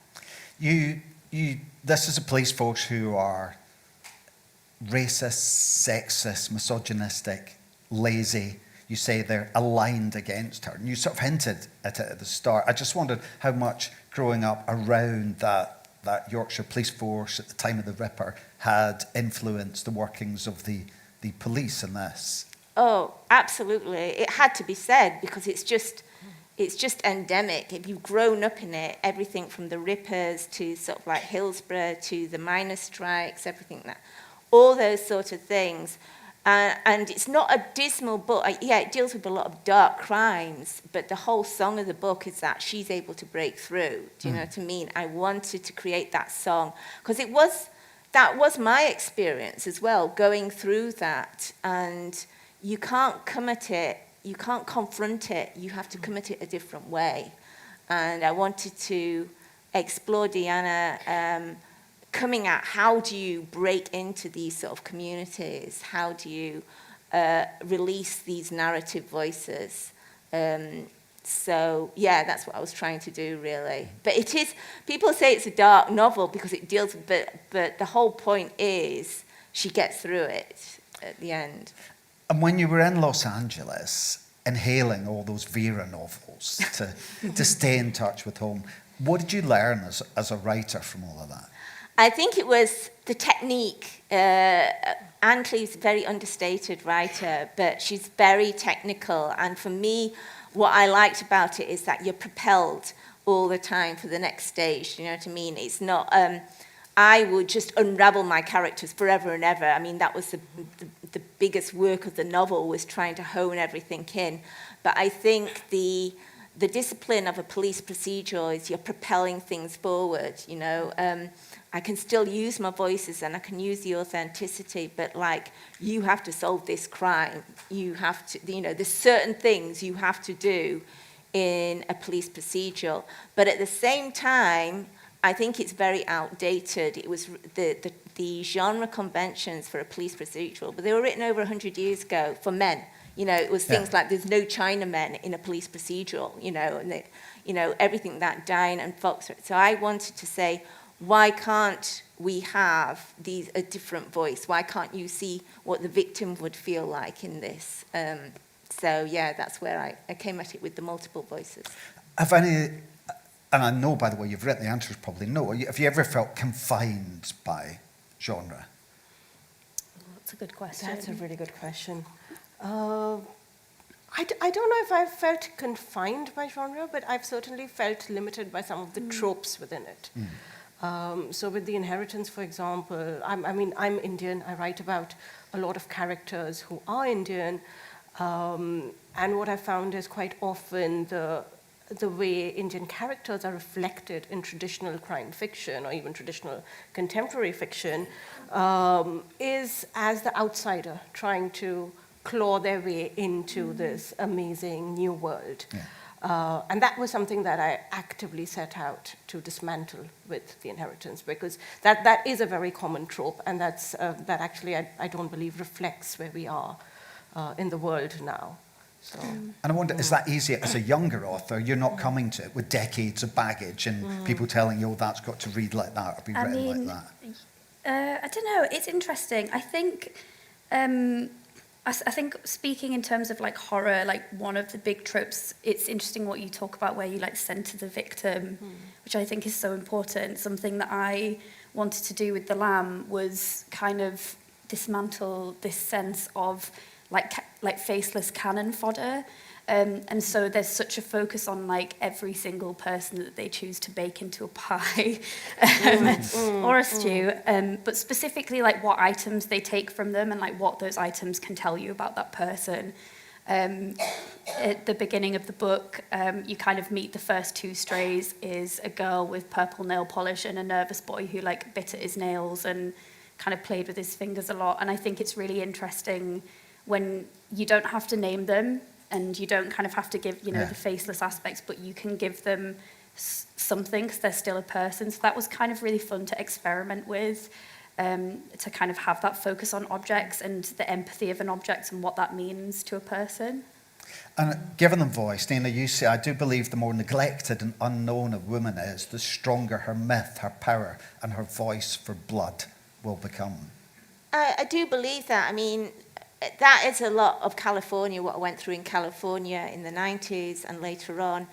It comes out that blood will speak. Do you know what I mean? People say, oh, we've got to get revenge. And well, no, because the whole point is her grandmother's been waiting 50-odd years for justice. Justice is a slow-moving pendulum, but it comes, and it comes with a massive weight behind it. It is coming, and you have to believe that it is coming. If you don't believe in justice, you're just living in this anarchic chasm, you know what I mean? And narrative has no meaning. You're fighting with existential philosophies and everything. So there is this belief in justice as this huge weight. And I think having the voice, sort of like victims who have no voices, particularly, they can't tell their story. The only person who can tell that story is the forensics, is the police. You know what I mean? When they get up in court, they're not telling their story. They are trying to, it's a narratology of the police, saying this is what happened. The victim, the only thing that can speak up is whatever evidence the police can find. And so it's this idea of police being narratologists on behalf of the victim, and her trying to give an articulation of these voiceless women, really, and what they've been through. And I just wanted to do it in a creative way, so there's not that sense of worthiness or sort of like, oh, this is terrible, this is awful. Yeah.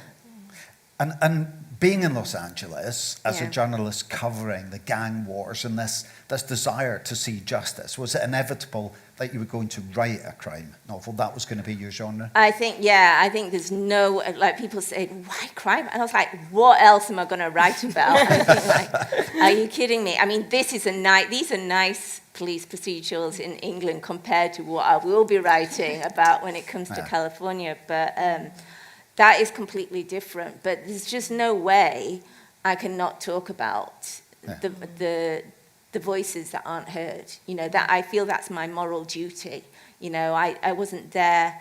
I was there for a reason. I was a witness, you know, and I feel myself, it is my moral duty to do that for them. And talking of Los Angeles, there can't be many new authors who have one of the world's most successful rappers as their first reader. You say about Tupac Shakur, nobody else heard my voice, you did. What was your relationship with him and how encouraging was he? When I first started in my 20s, I self-published a magazine. It just had my poems in and my raves and things like this. And And it had international distribution through Tower Records. And he got it, and he really liked my magazine. And he heard my voice, where everybody else was saying, you can't do that, Nina. You can't have rave and graffiti and poems and the Bible. What are you doing, you know? And he really got it. He loved it. He loved everything about it. So I think that encouraged me at a time when nobody else heard me, you know. And he was a big reader, like we both were, and we were both trying to write at the same time. We were both in the same place at the same time. We were both struggling with our own personal issues at the same time. So he definitely feels like a compadre at a critical time in my life. And obviously the fact that he's not here and I do feel this sense that I should carry on writing for him as if he's reading it, yeah. Right. And quite a moment now that the book is here. Tricia, let's talk about the inheritance. When push comes to shove, says Zoe, none of us will hesitate to take what we believe is ours. Why are they here? Is it all about getting their hands on the money? Basically, yes. So they're there. They're on this wonderful island off the west coast of Scotland, actually, called Kilbride, which is owned by the eldest daughter. She's playing hostess for the weekend. They're there ostensibly to celebrate the parents' 40th wedding anniversary. But what's also happening is the father, Raj, he built a petrochemicals company based in Delhi from scratch. It's worth £300 million.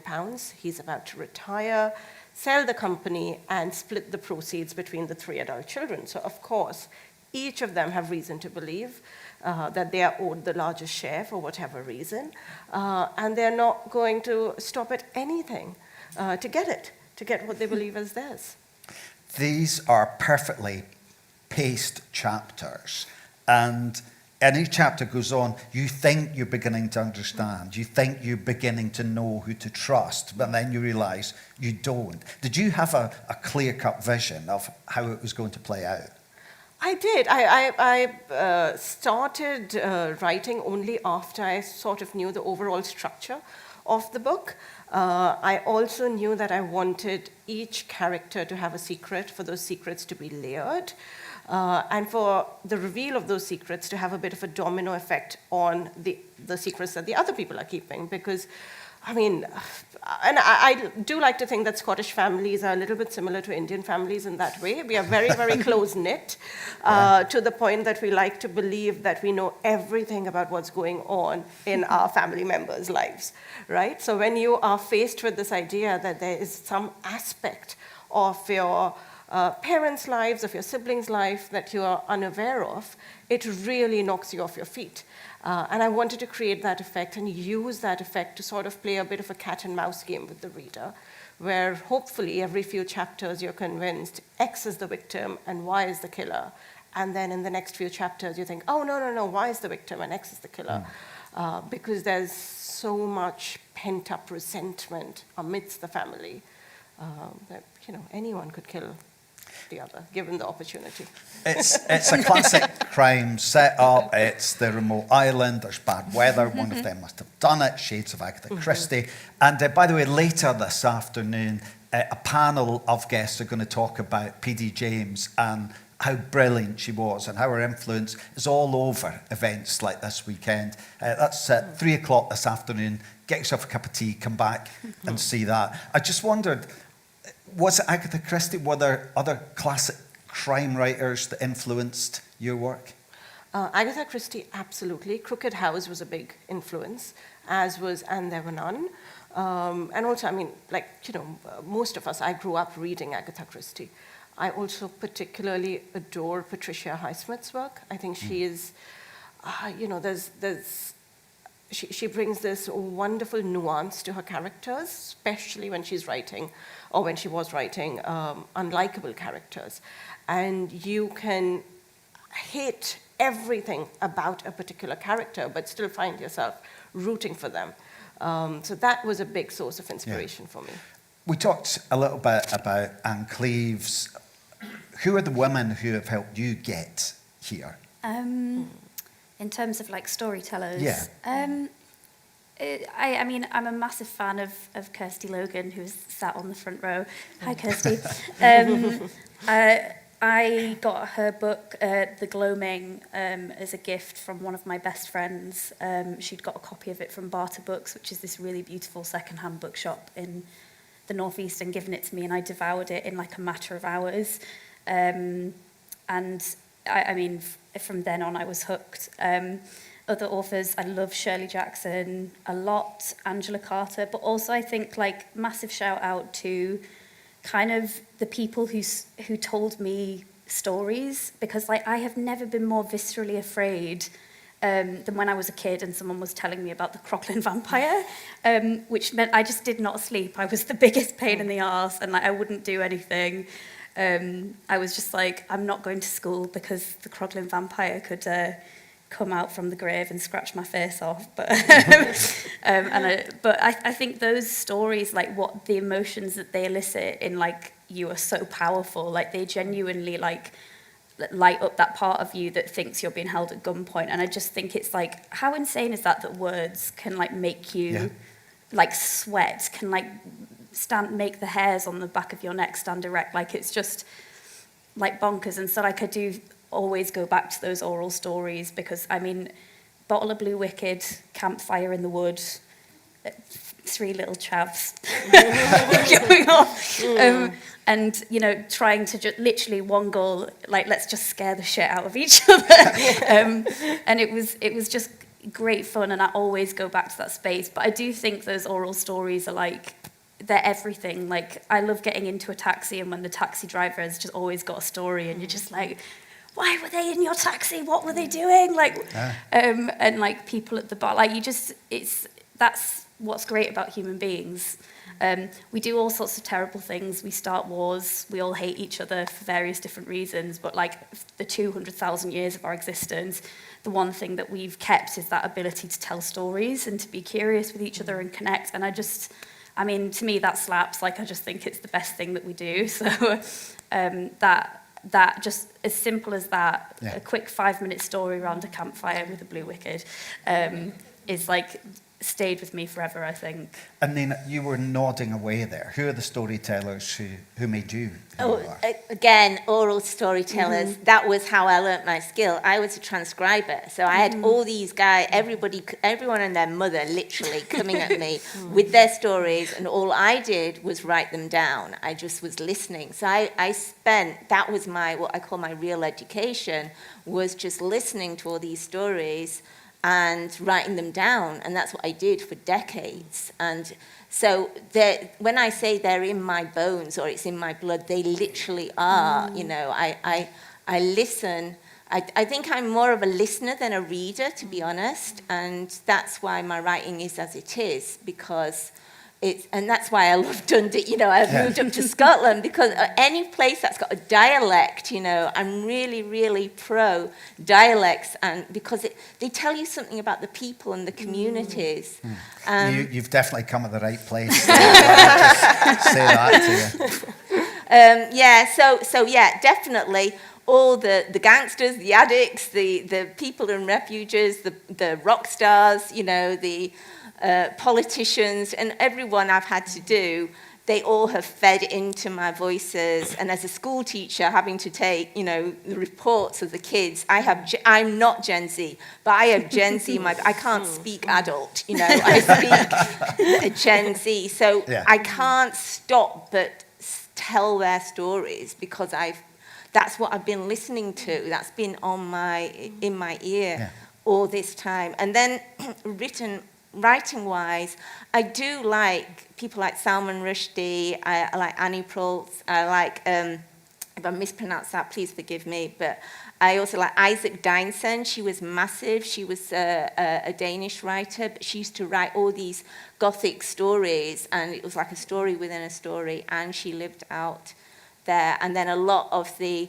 African-American writers, obviously, Toni Morrison, massive Toni Morrison, and Zora Neale Hurston, and crime procedurals. It would be things like Elmore Leonard, a lot of American, sort of like very punchy, short crime procedurals. I literally my understanding of crime fiction, because of, it has been sort of like accelerated over the past few years. So now I'm really into sort of like the police procedurals, because that's kind of my lane at the moment. It's almost like we should publish a reading list at the end of these sessions. Here's 10 books that you should definitely go and buy. Let's talk about The Lamb by Lucy Rose. Margot and her mama, they're quite the pair. The people out there, little one, they'll never understand us. We aren't like them. We're woven from a different cloth. Who are they and how did they get here? So I started writing this as flash fictions because I've got autism and ADHD, but I've not got the flavour that makes me like trains and really clever. I've got the flavour that makes me a dumbass, actually. And for those of you who have the dumbass flavour, you'll know the struggle. My attention span is like, I'm like Doug from Up, like I'm just, so I get about 2 minutes before I'm pulled away. So I wrote it in flash fictions originally. That was literally the only way that I could churn these out, is just 2 minutes on the clock. Okay, right now I need to go watch Love Island, and then I'd come back and be like, okay, back to cannibals again. It's a really good palate cleanser, Love Island, actually. They're completely barbaric and insane and unhinged, so it's good inspiration. But that's kind of the only way that I could get through the book. I think it was about unlearning there's one set way to write a book that isn't. You should never work against your own gut instincts or the way your brain works. But I also think it lends itself to horror, because all the best horror stories I've heard have been those short, condensed, blue wicked campfire stories. So that's kind of how it came to be. But I realised about 15,000 words into these random flash fictions that it was the same family. And I was like, I should probably take this a little bit more seriously now, because I've committed by writing 15,000 words. That's kind of how they came to be and who they are, I guess. Yeah. I'm fascinated by the way you can just jump from one to the other. When we were backstage, as it were, you were talking about the importance of having pink marshmallows on your hot chocolate, segueing into talking about what it might be like to eat human flesh. and you're talking about going from Love Island back to the book again. Do you have to get yourself into the zone when you're writing something this dark? I don't know. I think it's the ADHD. You just sort of bounce from place to place, and so you can kind of comfortably move between the realms of Love Island Series 5, which is the best one, and writing about a mother cooking up an ass, an actual butt, into a pie, and feeding it to her kid. I don't know. It's just, you just kind of slide in and out. It's just called having a bad attention span. And it's so ordinary with it. What she's talking about, those kind of things. It's not like a schlocky horror. She's talking about, well, there's no bloody meat left tonight, you'll just have to pasta. And that makes it, in a way, more horrifying. Did you know how horrifying it would be for people? I mean, I'm a massive foodie. I love food. It's just... there's an Italian place that does the best ravioli in the world near me, and it's I would always be eating just stuff while I was writing this book.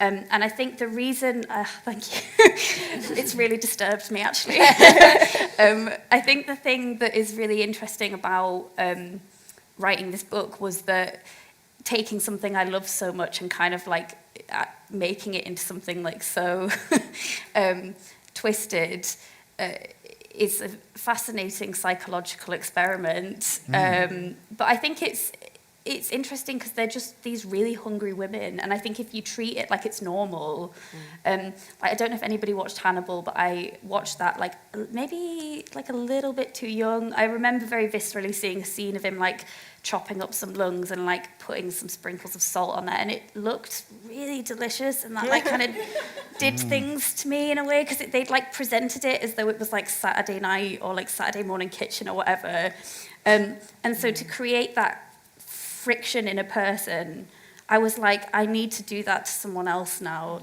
Thank you, Brian Fuller, for doing it to me. I'm going to take the baton and pass it to somebody else. I mentioned the arresting opening earlier, and I think any of us, if you're in Waterstones and you're picking up with a book and you're thinking, oh, that looks interesting, I'll have a quick look at page 1, and you read this, then of course you're going to keep going, of course you're going to pick it up. I'll just read a couple of paragraphs. On my 4th birthday, I plucked 6 severed fingers from the shower drain. The tub yellowed near the plug hole, and there was a peachy hue up the curve of the bath.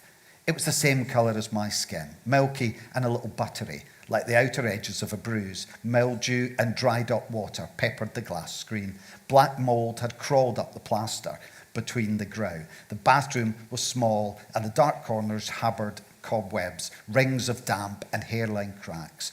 I wanted to lick the black speckles of mould littered along the wall. I hoped it would taste as it smelt, like musty brambles or rain splashing in a muddy puddle. I'm going to stop before we get to the bits where picking up the fingers and going through the fingertips. And I hope I haven't unsettled.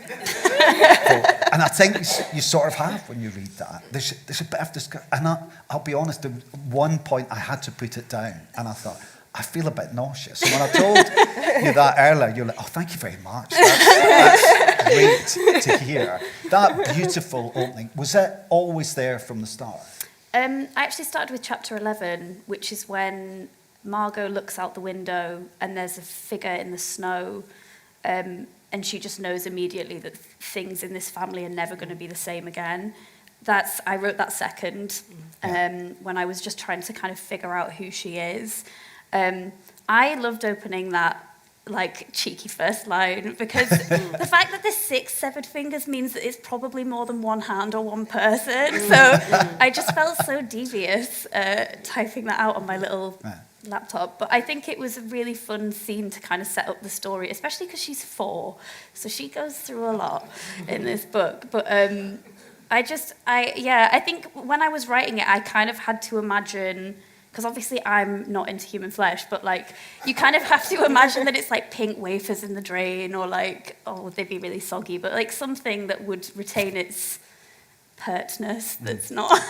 We had such an interesting discussion with Leslie, our interpreter, earlier about how you sign cannibalism and consuming human flesh. As you imagine, not something she comes across in her day job. Tricia, do you think it's good for us to be unsettled? Do we need those kind of books? Absolutely, because that's what makes us question our own prejudices, right? Mm-hmm. Otherwise, we are sort of just stuck in our own bubbles a little bit. And it helps to read books about perspectives that are very, very different from ours. Mm-hmm. About people doing things that hopefully none of us are having to pick up 6 severed fingers when we're 4. But it helps to widen our own perspectives and the way we see the world. It gives us more empathy. Mm-hmm. I think, readers of crime fiction, I think, are some of the people who have the greatest amounts of empathy, because they've put themselves in the shoes of murderers, of psychopaths, of sociopaths, cannibals. It's that curiosity, though, isn't it? Yeah.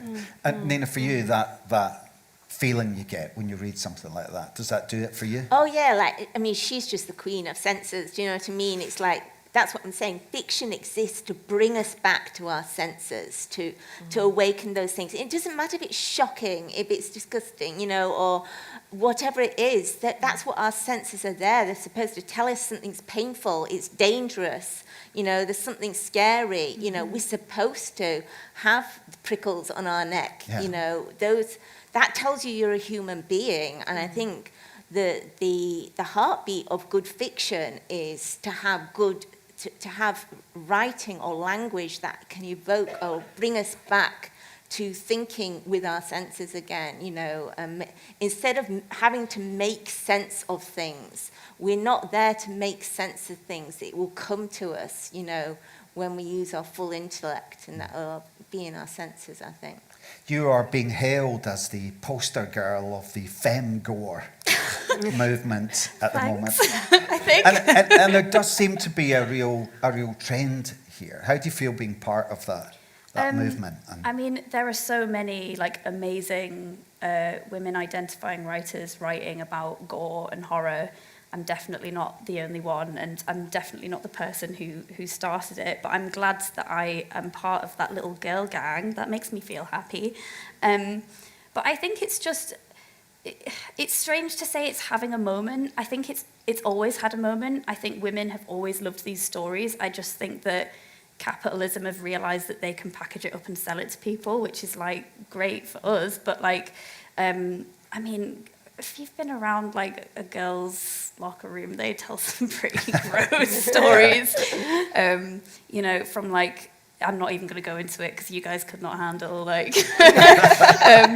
But I think it's interesting that it's having a moment. I think hunger specifically is a theme. Like, I love that that's having a moment, just because, like, even we laugh and we joke about like Love Island and like Blue Wicked, but like the book does go to some pretty like harrowing places at times, because the breadth of the human experience is not just hilarious and watching young people who are very attractive have lots of drama, but it's also like there's a multitude of things that happen to us and exist within us. But I think that it's like femgore, you know, if we want to say it's having a moment, I think it's having a moment because we're having to really confront how we view women, and also just like people, in terms of the relationship of flesh and humanity as being separate things. And when you look at somebody's flesh and you are like, okay, that person is who they are because of their flesh, because of their organs, because of how they work, you very quickly find yourself in like a super dangerous situation. And I think people are really feeling that. And actually, these two ideas of like humanity and flesh, or like humanity and body, are not separate things. They're things that are together. The fact that we're human means that we're both. And that it's messy and it's muddy, and it's like, you know, like we're a spectrum of experiences, and we're not one or the other. And so I think there's like a catharsis in kind of studying that relationship. Yeah. And I think a lot of that comes from hunger, because of we use our bodies to consume. And yeah, I don't want to get too depressing. We are going to explore it a bit further. If your taste do run to the gruesome, there's a session tomorrow at 4:30 at the Cowdrey Hall on why horror has a hold on us all. And it's going to be followed by a screening of the film Censor. So I think that's going to be brilliant. Whether your tastes run to gruesome or are more vanilla matters, I don't know, but it'd be great to get some of your questions. So we'll bring up the house lights, and if you've got questions for any of all of our authors, we'd love to hear them. And we've got some roving mics, so don't be shy. First person to put the hand up, always the hardest. There we go, and it's always right in the middle, right up at the back. So we will pass that microphone along to you and get your question. Thank you very much for being first. We can speak up. And, hello, there you go. that's me. There we go. Yeah, we've heard a lot about relationships and how important they are, but can we just wonder what the writers thought about the importance of sense of place in a crime novel as well? What for you? Yeah, places, for me, it's central. It's what, going back to what Lucy was saying, yeah, we've got our body, but we live in places, and places shape us, and they shape us they shape even our genomes, you know what I mean? They change the biology of us, and they change our psychology. So for me, it was Sheffield and the Peak District, having this wilderness next to all the multi-layered sort of like complexity, cosmopolitan of a city. And there's lots of northern cities like that.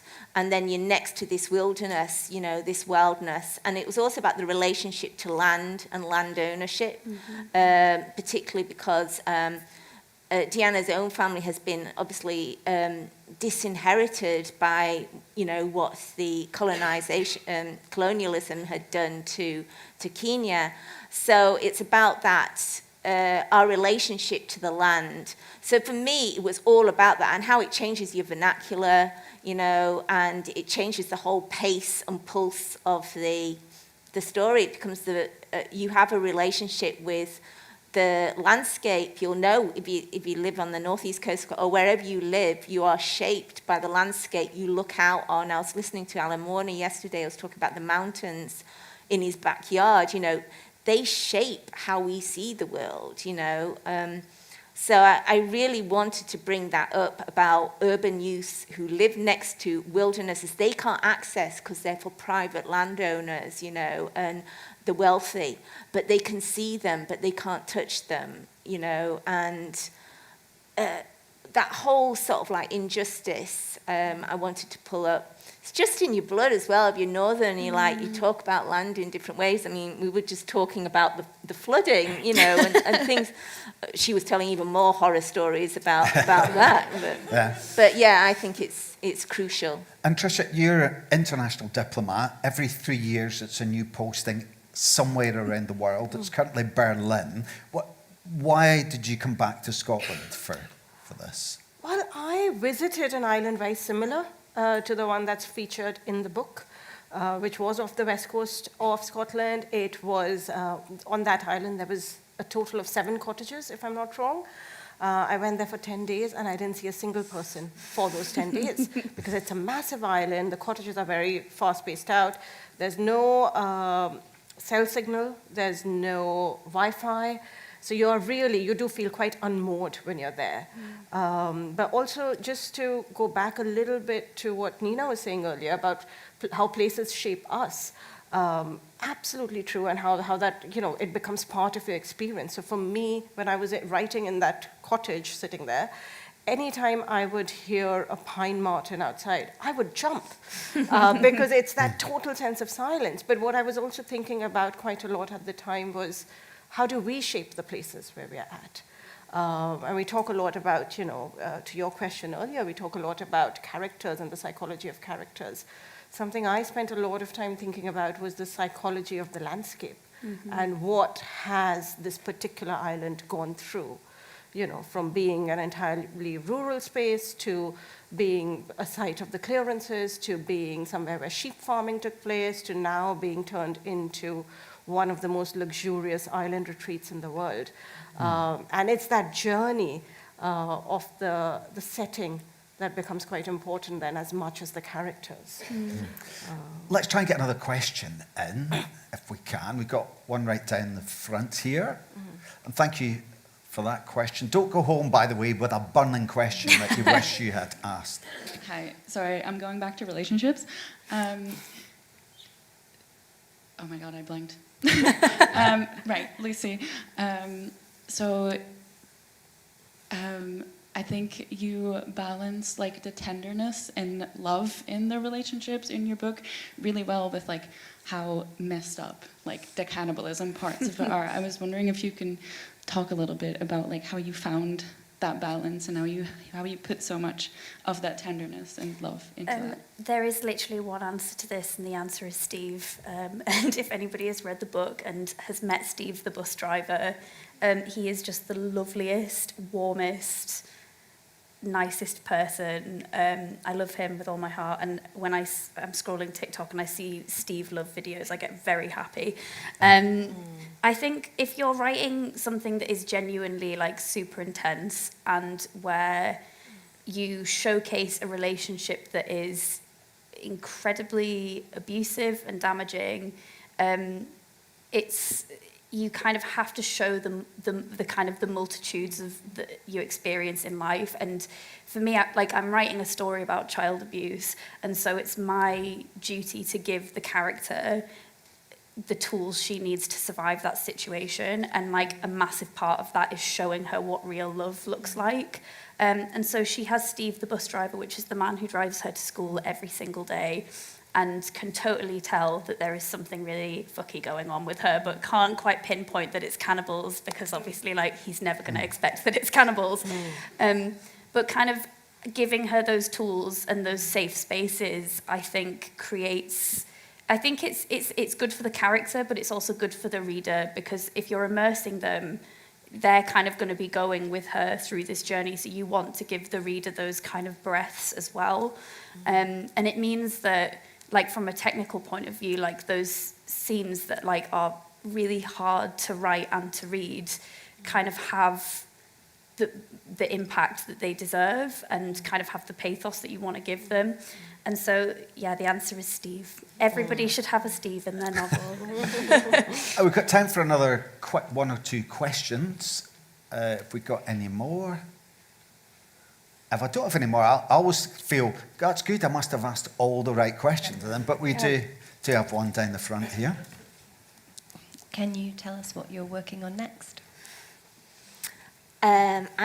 I'm talking about, so mine's the next in the series. So mine's set still in the same sort of like area, but it's focuses around handbags, counterfeit handbags, human trafficking, and there's sort of like, there's a lodge. There actually is a real lodge, so it's based on a real live location. But I, of course, sort of like calibrated it, so it's a very sinister place where there's some human trafficking going off, which is related to, and there's a lot of burning of body parts. I am an orthopedic consultant's daughter, so I do know about chopping on the moors. I can't say any more than that, I think, but yeah. Tricia, are you always working? I am working on another psychological thriller. It's set somewhere wonderfully fantastic. It's about a very, very luxurious elite wedding that ends with someone murdered. It's literally India's most eligible bachelor marrying someone. A wedding that's being attended by anyone and everyone of note from the country and beyond. And that is all that I'm going to say for the moment. Lucy, first book's never easy to write, but you're free to write whatever you want. Your first book is what was like a 6-way auction between publishers, acclaim, bestseller. Does that make it harder to write book 2? Yeah, a little bit. I'm just taking it easy, man. I know that all I'm gonna do is write another gnarly horror story, and it's gonna have threesomes in it, and like coastlines and eels and shit. So that's what I've got at the minute. When you have like a neurodevelopmental disorder, you really just have to go with the flow, and that's all you can do. Go with the flow is just probably about the best bit of writing advice I could get. Listen, it has been such a thrill for us to have you here as part of our new voices. We are looking forward to seeing what you do next, and obviously want to extend an open welcome to come back to Granite Noir whenever you do. I'm going to send the three of you over to the Watchstone signing table, and if you'd like to buy a copy, of course you can have the books signed today as well. Thank you to everyone who's joined us at home, online, and to all of you from everyone at Granite Noir. Enjoy the rest of the festival, and let's have one final applause for our three brilliant guests today.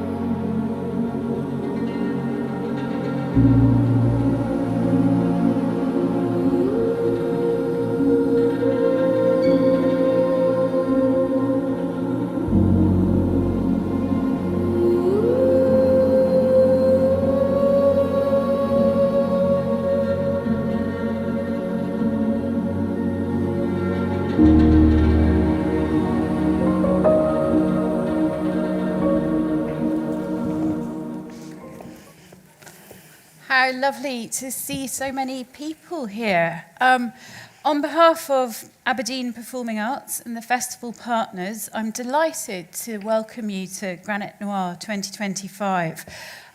This discussion is going to be signed by Leslie Crerar, so I'm going to do my best to speak slowly and clearly. And I'd also like to welcome the audience who's joining us on the live stream. We are here to celebrate P.D. James, and we are all part of this panel as great fans and early readers of her.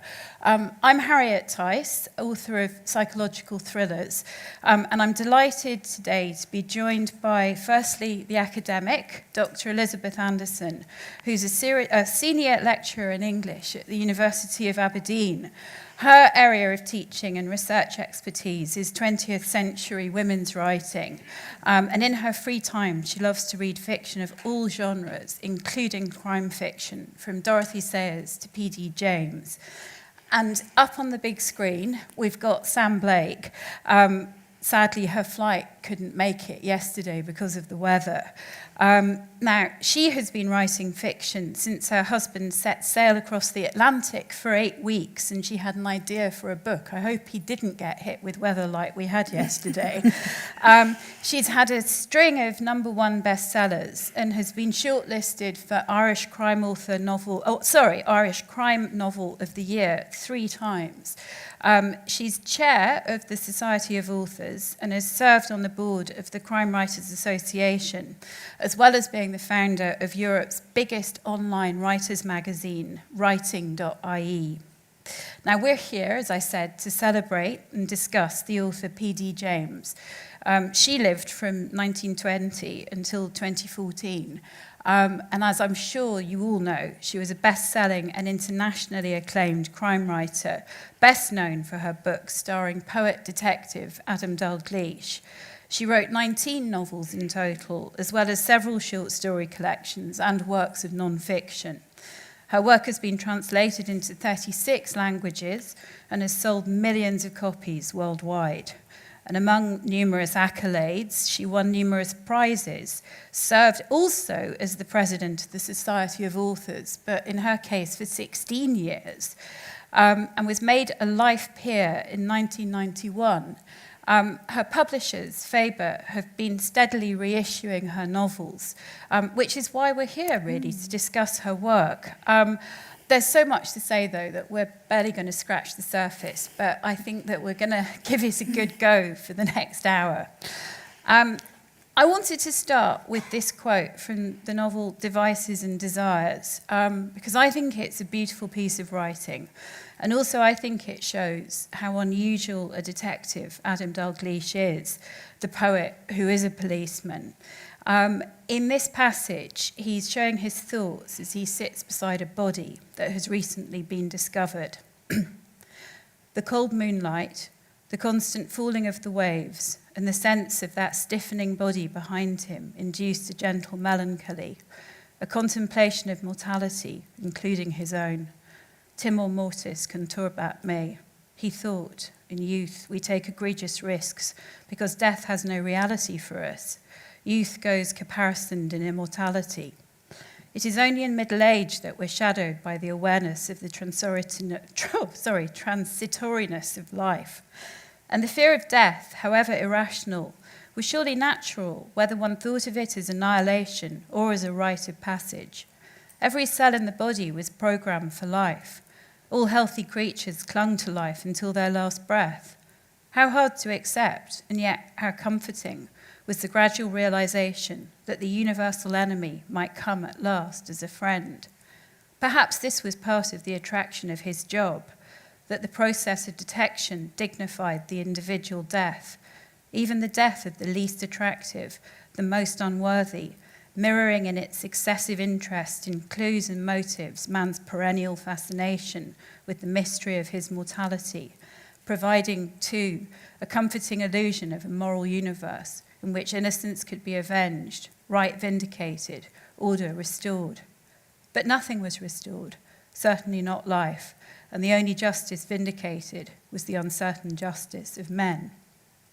So, I think this question's probably a bit redundant after what I've just read out, but why do you think we should still read P.D. James? Elizabeth? Thanks, Harriet. I think as that passage shows, I think she is just an absolutely brilliant writer. So I think her work is kind of always worth returning to because it is so rich.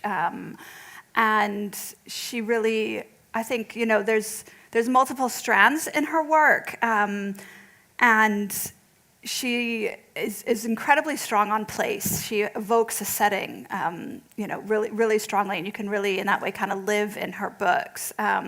But I think probably her greatest strength is character and the way she develops her characters. And, I think in many ways her books are of their time, and she wrote over an astonishing sweep of time, and, we can really see I think a lot of social history in her books. It makes them really interesting. In preparing for this event, I was rereading a number of her novels from the 1980s, and I thought, wow, there is so much here about just kind of Britain in that time, and the same with her books from the 70s and with her slightly later books as well. But her explorations of character, she really gets into, I think, all of the nitty-gritty of human nature in a way that is quite timeless and kind of transcends, I think, the kind of particular settings in which she wrote, which I think is one of her greater strengths. Yeah, what do you reckon, Sam? I think Dalgliesh is a brilliant invention as a character. When we're thinking about characters, we're always thinking about how they can fit into the scenario that we're working with.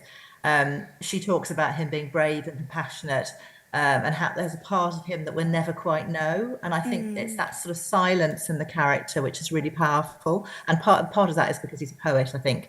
It means that he can, wherever you put him in, whenever she puts him into a situation, we never quite know how he's going to react, but he's also always sort of very sort of quiet and approaches it in a very clever way, if you like.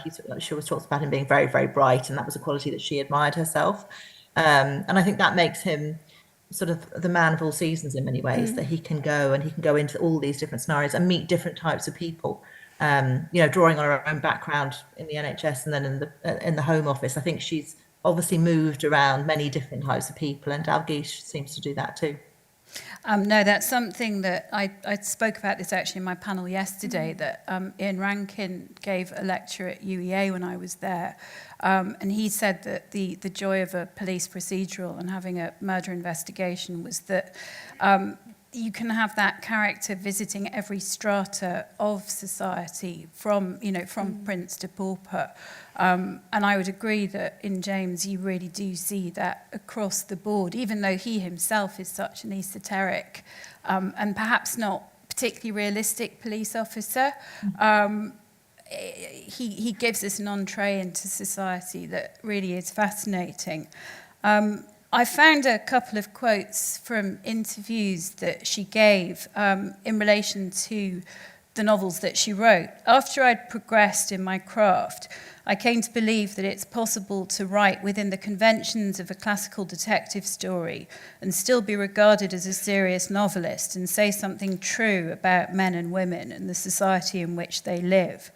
And in another interview, it isn't easy to make this division and say that's genre fiction and it's useless, and this is the so-called straight novel and we take it seriously. Novels are either good novels or they're not good novels, and that is the dividing line for me. Elizabeth, to what extent do you think that this is true?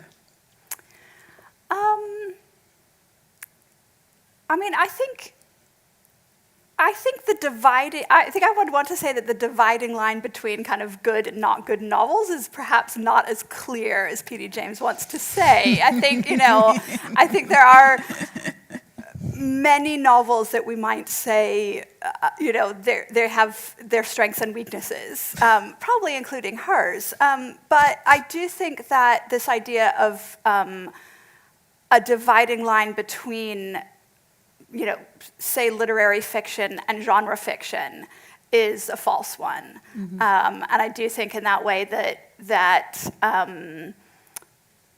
and that's, I think, what we're seeing kind of more and more in publishing today, is that genre fiction of all kinds and literary fiction have endless crossover, and that the structure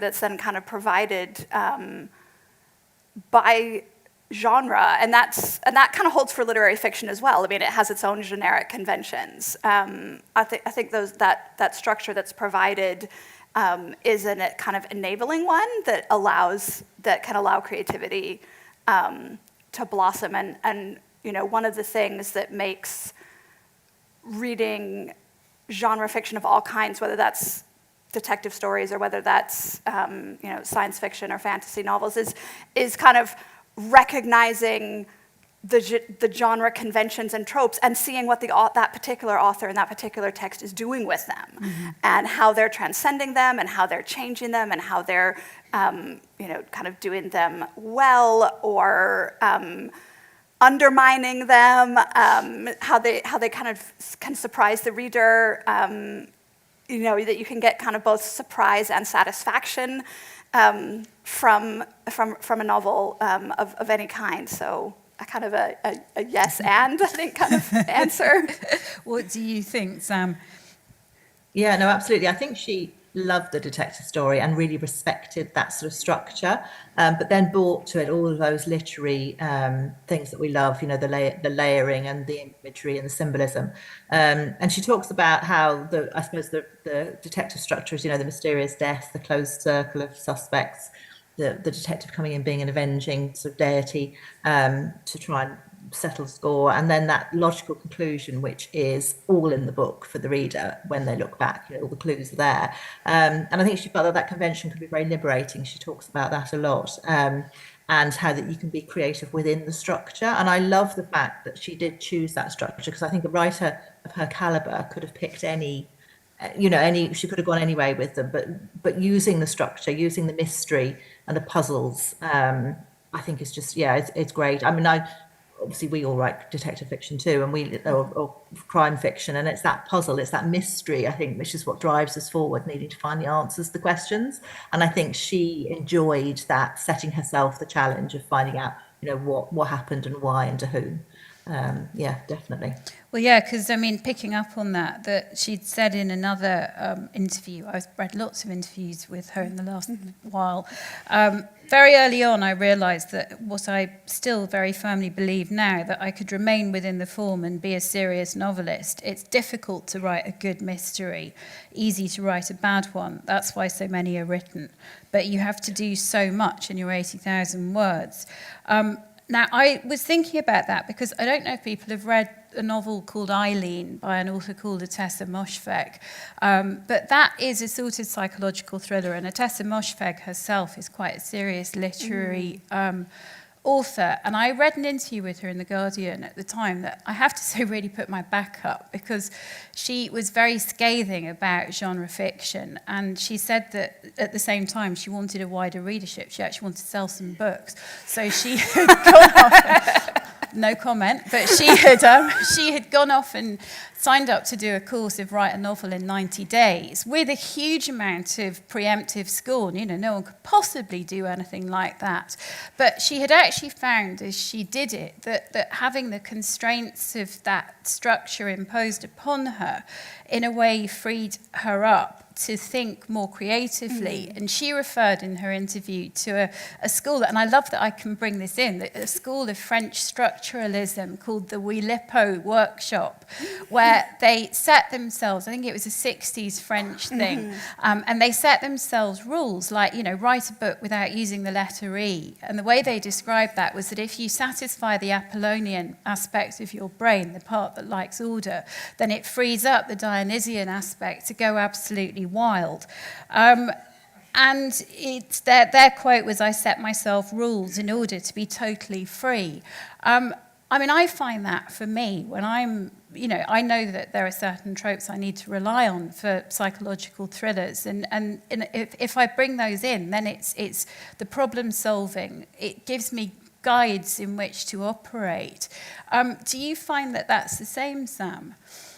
Yeah, absolutely. I think that structure it is really important, but it is very liberating too, because certainly not everybody, there's not always a dead body, but often in thrillers that's what we're working towards.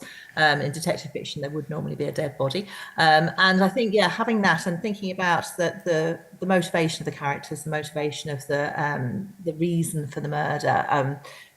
I think P.D. James talked a lot about it was the emotion, and she felt that love was a very, very strong driving force in a lot of her books for murdering. But that was really where she starts with the story, and I think that's fascinating. And I think that structure, it does liberate you, because it allows you to do lots of other things and create that world, because we're always. That's one of the things she does so enormously well is create a world that we are completely immersed in, and that her location really plays a character in its own right. And I think that's the creativity that she can bring in because of that structure. And I mean, Elizabeth is an expert on 20th century women's writing, so not just sort of detective fiction. Do you think that novels with more structure sometimes can feel more creative than, things where someone just look at a flower for 60,000 words? Oh, yeah, absolutely. Absolutely. And I think, I was just thinking as you said that, and thinking about Oulipo, which Oulipo, thank would you. be, I didn't know how to pronounce it. I claim no expertise on that. And I do know someone who's studied their work, and it's very avant-garde. It's not perhaps easily accessible, but I think, as you say, the constraints they set themselves gave them the structure.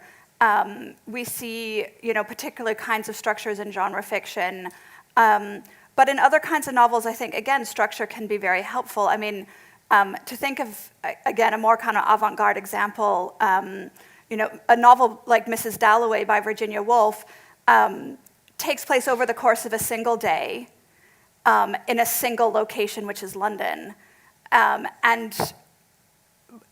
But it kind of within that, she ranges very far and wide, again, different kinds of characters, different kinds of psychological experiences. She does bring in lots of history. The kind of ongoing kind of aftermath of the First World War is kind of present in the novel in different ways. But that structure of the single day makes it probably one of Woolf's most accessible and most popular and successful novels. So some of her work that is, I think, less widely read and less appreciated and more difficult is something like The Waves, which still has its own kind of structure, but is a lot more kind of a person staring at a flower for a long time in a way that it kind of makes it much harder to appreciate, I think. So I think, I think we can be surprised sometimes by the structures that novelists choose, and how they kind of give a key to the reader, I think, and a kind of satisfaction in reading when you kind of recognize, oh, this is what is kind of shaping this work. Yeah. Another quote. I love the idea of bringing order out of disorder, which is what the mystery is about. I like the way in which it affirms the sanctity of human life and exorcises irrational guilt. My reading of that is that she is approaching detective fiction in a way of an elevation of the subject, that there's an examination happening of the fundamental morality behind it, which of course, I mean, she was particularly Christian, so, I'm sure that was a strong driving force for her, and that she, I think, had an intrinsic belief in original sin as well, but not going to get into that. But it does mean, though, that she took it very seriously. She took murder seriously, and she took the after effects of murder seriously. And we are looking at the moment at quite a lot of books and podcasts and, that subgenre of crime novels that really make a joke out of serial killing.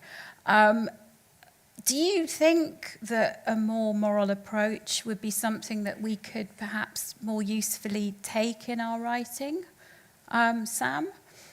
I think so. I think, certainly when I'm writing, I'm always thinking about the victim and the fact that there are people out there who are victims and relatives of victims, and they're real people, and real crime happens. And I think, to me, it's certainly when I'm writing, I'm very conscious of that all the time, and trying to be sympathetic towards that, but also just realise that there's real stuff out there, and yourself, Harriet, that crime is often stranger than fiction, real life crime. So it's and more gory and awful than we could imagine. So I think there needs to be respect for the genre, and respect for the characters involved and the victims, and also the murderer. I mean, P.G. James talked about sometimes having sympathy for the victim and understanding the victim, but also needing to understand the murderer to a certain extent, and their motivation, as I said before, because that's sort of one of the fundamentals of her storytelling. As you say, yes, she brings the church in a huge amount in different ways and different levels of symbolism. But I think that, to me, it always feels like there's that sort of solidity, if you like, but underneath the writing, and I think that's really important. Yeah, Elizabeth? Yeah, I think that's an important question. And I agree very much that James really has huge respect, I think, shown through her texts, particularly for victims, but and all those for whom kind of violent crime touches, and that's something, of course, that she very explicitly attaches to Dalgleish as something that he insists on in the officers that he works with. And there's kind of quite regularly in her books, she'll explore either it's a memory or it's a particular occurrence in the novel of, kind of some officer being disrespectful and always being really then kind of pulled up by Dalgleish to say, kind of remember these are human beings. And in that way, I think she is, in many ways, a very serious writer. She's not, she's not perhaps of the most kind of gritty, hard-boiled school of crime writing, but she's also not of the sort of frivolous nature either. And I think she would find it very abhorrent to think about murder being written about in a frivolous way. But I think the question of morality is really interesting, because one of the things, again, that she does in her books so well, I think, is I think, we can see traces of her own convictions within the text, but I think she also quite, as a writer, I think she herself is quite private in a way, kind of like Dalglish, that she, but she really leads, I think, a lot of her characters into explorations of morality that are really incredibly varied. So she has characters that are very religious. She has characters that are very irreligious. She has characters that have a very strong sense of a personal morality. She has characters that are very kind of selfish and self-motivated. She has characters that are very family-focused. She has characters that are very isolated and sometimes purposefully sort of self-isolated, and she really kind of approaches moral dilemmas in a real kind of vast array of, questions around truth, questions around kind of what each, I think kind of, again, tensions between kind of individual rights and the common good, and kind of what each individual owes to the common good, I think, are something that she explores a lot, and that, again, that I think kind of change over time a bit in her texts, but that she just approaches from a whole different way. And I think that then challenges the reader to think, well, where do I stand? And there's a real sense of self-reflection, I think, that comes in her text. Yeah, no, I would agree. She also said, I think that when one writes detective stories, one is imposing order and a form of imperfect but human justice on chaos. Do you think that goes to the heart of why we like crime fiction so much? Elizabeth? Yes, I think so. And I mean, that's certainly something that I think scholars have recognized for a long time, is that novels in general are read as kind of providing order, and that perhaps reaches its height maybe in the Victorian period with the kind of Victorian novel of it's going to include the whole world and everything in its place, and the satisfactions of closure. But I think the detective story takes the sort of satisfactions of closure to its kind of highest level of we have, and James regularly refers to murder as the kind of ultimate crime. It's the crime that there can never be a full restoration, because of course the dead can't be brought back. And therefore justice will always be partial, but the closure that is come with kind of disorder has been wrought, life has been lost, we don't know who or why, and by the end of the novel we know who and why.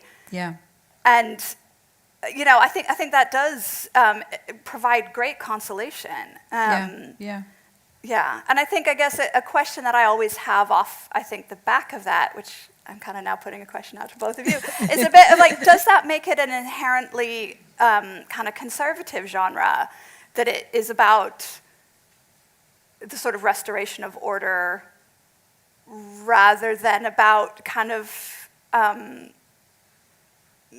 the sort of possibility of a new order, I guess. Let me throw that to you, Sam. Thank you, Harriet.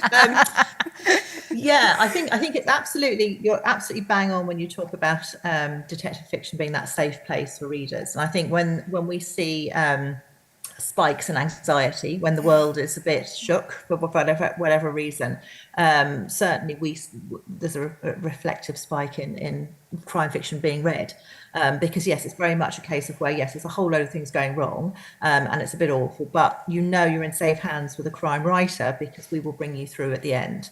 And I suppose that's part of our responsibility to a reader, to make sure that level of control and you find you end up being in a safe place, whether that means there is well, there's what needs to be resolution for the characters, or whether there's retribution for the murderer. That's an entirely different matter because they don't always get banged to rights at the end.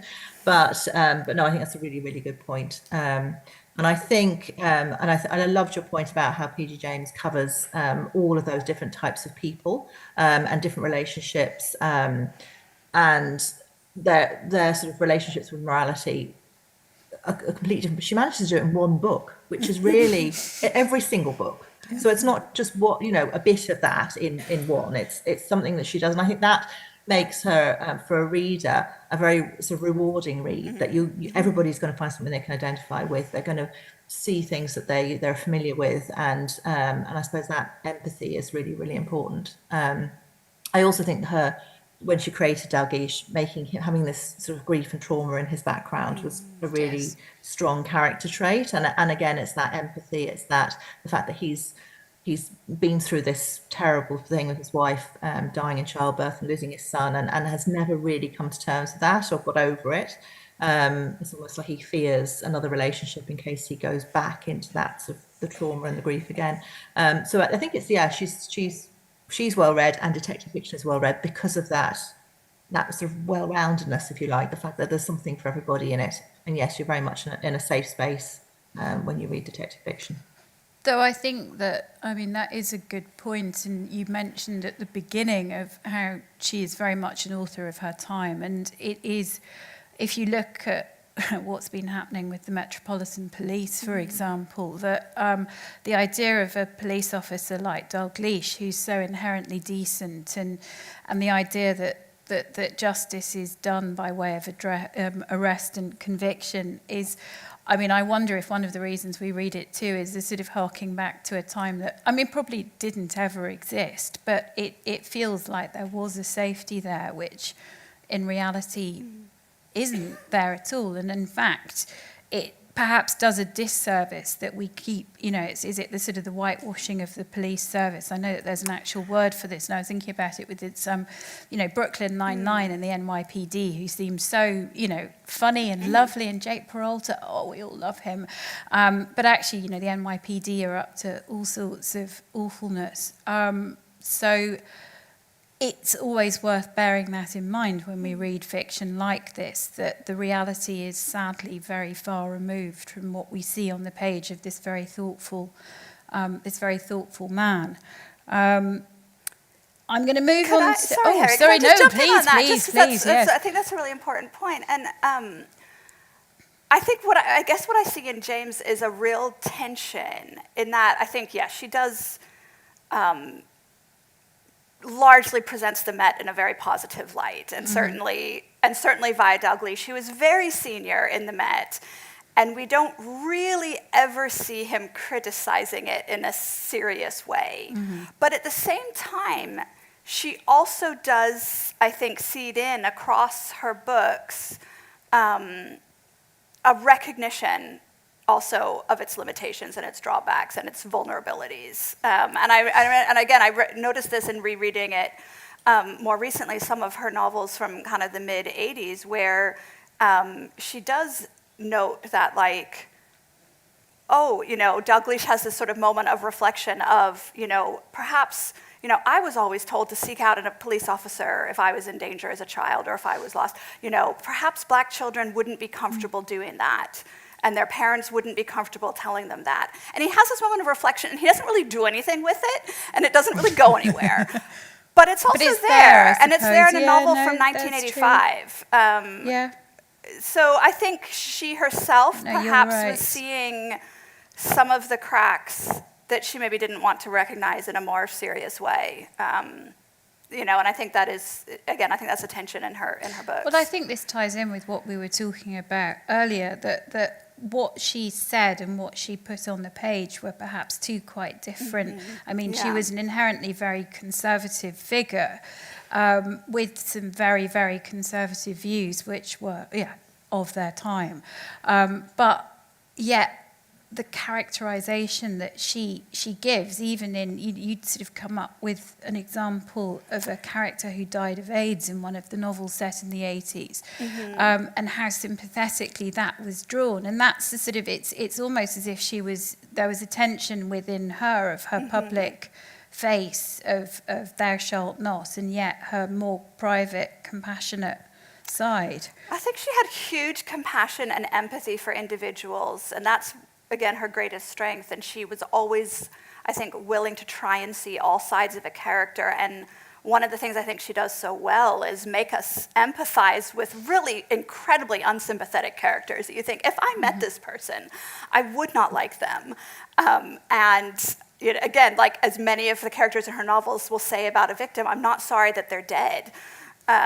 Because they're really quite horrible people. And yet, she still makes us have sympathy for them because she gets into, again, the kind of inner life of all of these different characters. And many of her minor characters are very sympathetically drawn. What she then, I think, also felt was that real then resistance to any kind of sense of institutional change that might actually make things better for people who were minoritized in different ways, you know. So, you know, it's like she could see it without necessarily having it without a solution. Necessarily thinking about solutions. But at least having a light cast is better than not, I suppose.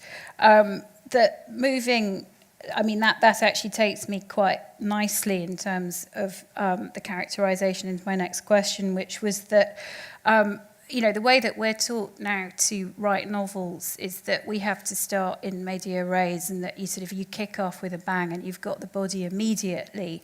I mean, in Devices and Desires, for example, that we don't get a body until, well, we have bodies, but that's a different matter. For the main meat of the novel, it doesn't really kick off until halfway through, when the victim, Hilary Roberts, is finally found. And it was actually his reflection on her passing that we saw at the beginning of this talk. I mean, I think that it's fantastic that you actually spend so much time with the victim before they become a victim in order to understand why they've become a victim. But it's, and you know, and there's this really strong sense of building inexorable doom.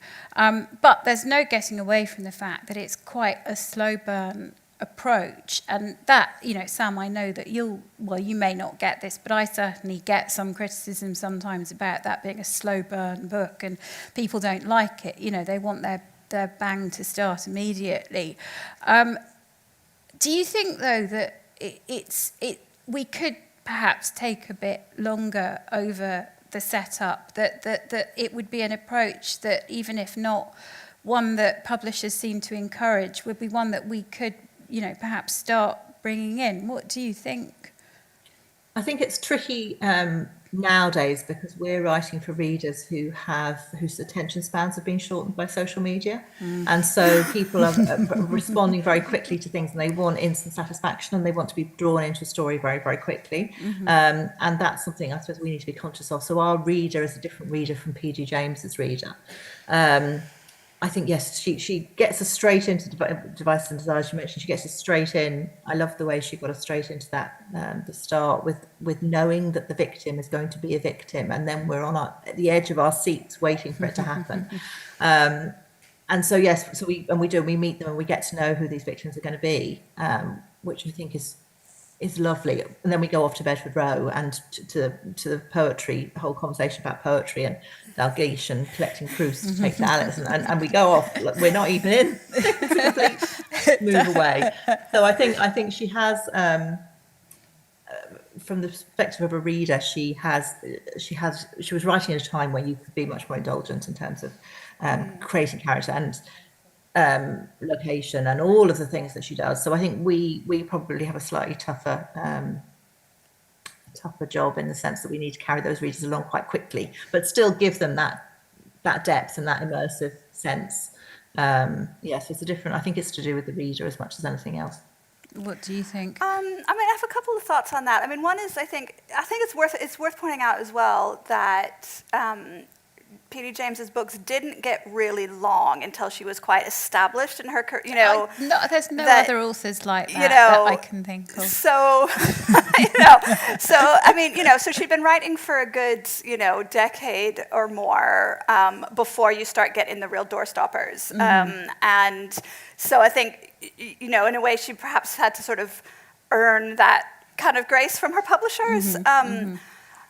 They are certainly a slow burn, but she also kind of she often teases at the beginning with, and I've noticed this in several of the books, where there are multiple deaths, and the first death is not usually the sort of main one of the story, you know. So there's like someone commits suicide, and it's only, again, about 2/3 of the way through the book that we realize how the deaths are connected.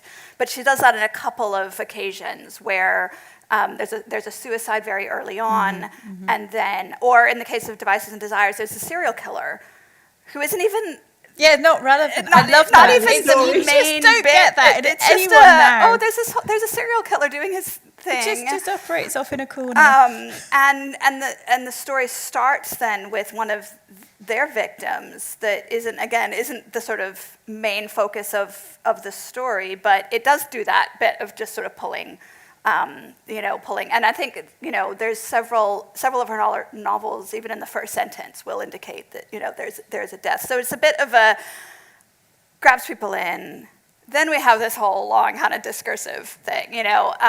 In many ways, it does seem very Victorian in its length, in its wide cast of characters. You know, there might be a small number of suspects, but there's always a lot of characters. You know, it's like there's everyone in the village, there's everyone who works at the publishing house, there's everyone who, you know, works at the nuclear power station, there's, you know, there's just lots of, you know, people getting drawn in, and all these little side bits of the sort of backstories of all these characters. So it does have that feeling of a kind of Dickensian, you know, let's just put everything in the kitchen sink into it, in a way that it is maybe, yeah, I think more challenging.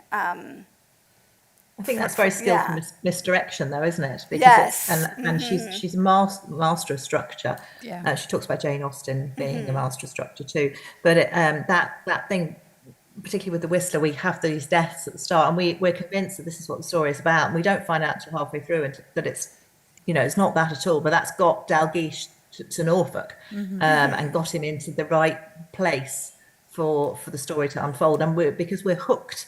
And we want to know what's happened. We've got these mysteries. We need to keep reading to find out what happened, and that's a real skill. So it gives her the space then to indulge, perhaps Dalgleish's little trip to see his publisher, or, you know, wandering down the coast, or the windmill, or whatever the bits might be, because we need to know what happens, and we have to keep reading, and that's skill, I think.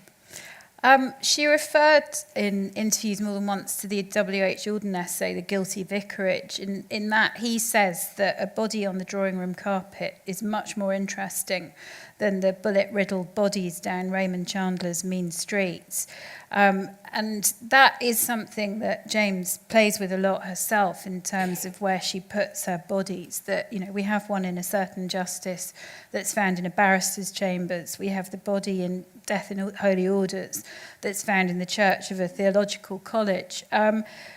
Why do you think it's so effective to have this juxtaposition? And do you agree with her idea that it's more interesting than sort of cold, hard noir streets?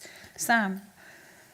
I think it depends very much on the book, but I think certainly in her world, it's the shock factor, I suppose, isn't it, of the person who's come from, who perhaps has a quite comfortable life and an interesting background, or they appear that on the surface, to then suddenly wind up dead in the carpet. And in the same with in Devices and Desires, Hilary Robertson is very attractive and she's very successful and she's a very powerful woman, and then for her to wind up dead, an apparent victim of the Whistler, becomes, I suppose, more shocking in some ways. And then it's as we discover their backstory and the things that have gone on in their past and the devices and desires, we learn more about them, and it becomes more apparent as to why. But yeah, I think it's sort of, I suppose, a shock factor, if you like, more than anything else. yeah, I don't know, Elizabeth, what do you think? Well, I will admit that I'm a very biased reader and that I tend to avoid the sort of more hard-boiled end of the kind of crime writing spectrum. So, and I don't want to dismiss it. Like, I think it has its place, and I think, you know, a victim is a victim is a victim wherever they're found. But I do think that there's certainly, I think, dramatic tension that James really self-consciously uses by having these kind of corpses found in unexpected places that, yeah, allows her to then explore these different kinds of worlds, whether that's the, you know, the barrister's world or the publishing house or the theological college or, you know, whatever. And I think also some of her most, you know, kind of compassionate and emotional writing is the experience of the people who find the victim, you know, and it often is, you know, the most innocent who have this incredibly traumatic experience of finding a person who's been violently done to death. And she never glosses over that. And she doesn't over-sentimentalize it either. I mean, she's not a sentimental writer in any, at all. I mean, sometimes you think, sometimes she's quite cold and harsh. But she really does, I think, has, there's scope, I guess, for having characters who might never have seen that kind of violence to come across it and be forever changed and kind of wounded by that experience. Yeah, and I think even in the bit you read from Devices and Desires was so interesting because even for Dalgliesh, he reflects that he's seen many, many dead bodies, but he is almost always prepared. You know, he's been summoned to the scene of a crime, and this is, I don't know if it was the first time, but maybe it was the first time that he had ever actually found a body himself, and that was different, and it was shocking, and it did throw him kind of back on himself in a distressing way that he then has to kind of reflect on and cope with. You've both mentioned setting quite a few times in replies. How would you say that she uses the setting to enhance the narrative of her novels? Sam? I think she very much uses it as character, and she uses it then to reflect the mood of her characters. So it might be dark, it might be stormy, or whatever. Those sounds very obvious, but you know, even the walking down the beach that Dalgliesh does, there's something so representative about his character and his need to walk, and the distance and the peace that he finds, and how he's reflecting on his poetry at that moment. And I think that's very symbolic of his character. And she uses an awful lot of the landscape to reflect the character, to reflect the situation. I think certainly when I write, locations doesn't happen by accident. It's part of the story. You choose to set a book in a particular place because that place is representative or symptomatic or whatever it might be, and significant to the story. It's part of the story, like it's locked in, like the characters are. And I think she's, well, I mean, her description, am I allowed to read a bit here? I think her description is beautiful. Yes, please do. When Dalgliesh gets to Norfolk at the start of Devices and Desires, she says, here a right turn took him to the coastal road on what was little more than, sorry, very small type, on more than a smoothly macadamed track bordered by water-filled ditches and fringed by the golden haze of reeds, their lumbered heads straining in the wind. And now for the first time he thought that he could smell the North Sea, that potent but half illusionary tang, evoking nostalgic moments of childhood holidays, of solitary adolescent walks as he struggled with his first poems, of his aunt's tall figure at his side, binoculars around her neck, striding towards the haunts of her beloved birds. I just think that's beautiful. I love the golden haze of reeds, their lumbered heads straining in the wind. I mean, we're there, aren't we, in that moment?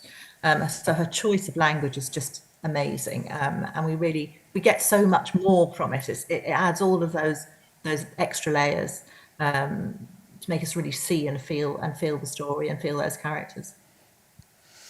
Elizabeth? Yeah, absolutely. I mean, I think setting is, the way she deals with setting is one of her great strengths. And, you know, and as a reader, I'm very drawn to texts that have a strong sense of place in them. And I think that's one of the reasons I've gone back to her texts. And she, I think, you know, what Sam said is really spot on about place being a character. And she wrote in one of her essays on detective fiction, I don't remember the quote exactly, but it was about how she thought setting was very important, but it needs to be kind of active in the text, that it was about, she didn't want the setting to be just backdrop, but that she tried to show the setting through a character's perspective, so that it was, again, yeah, showing mood, establishing mood, and so it's a real kind of, I think, dynamic relationship between the characters and the setting that helps then advance the plot, develop the character, establish the mood, establish a change of mood. She does this, I think, with the seasons really well as well. I mean, there's, you know, I don't know if all of her books are set in the autumn, but it seems like lots of them are, and that sense of kind of brooding, change, unsettling kind of time is very present, particularly in Devices and Desires, I think, but in some of her other texts as well. Yeah, so I think there's a real, she's very self-conscious about how she uses the setting. And I think, again, it's particularly in these really lengthy books that are kind of 500 odd pages, you know, we are very invited to live in them, you know, and I think it's how well drawn the settings are that help with that. Yeah. I think that's so well put, Elizabeth. I just have to say, that dynamic relationship between character and location. I think I'm going to watch this back and take that out as a quote.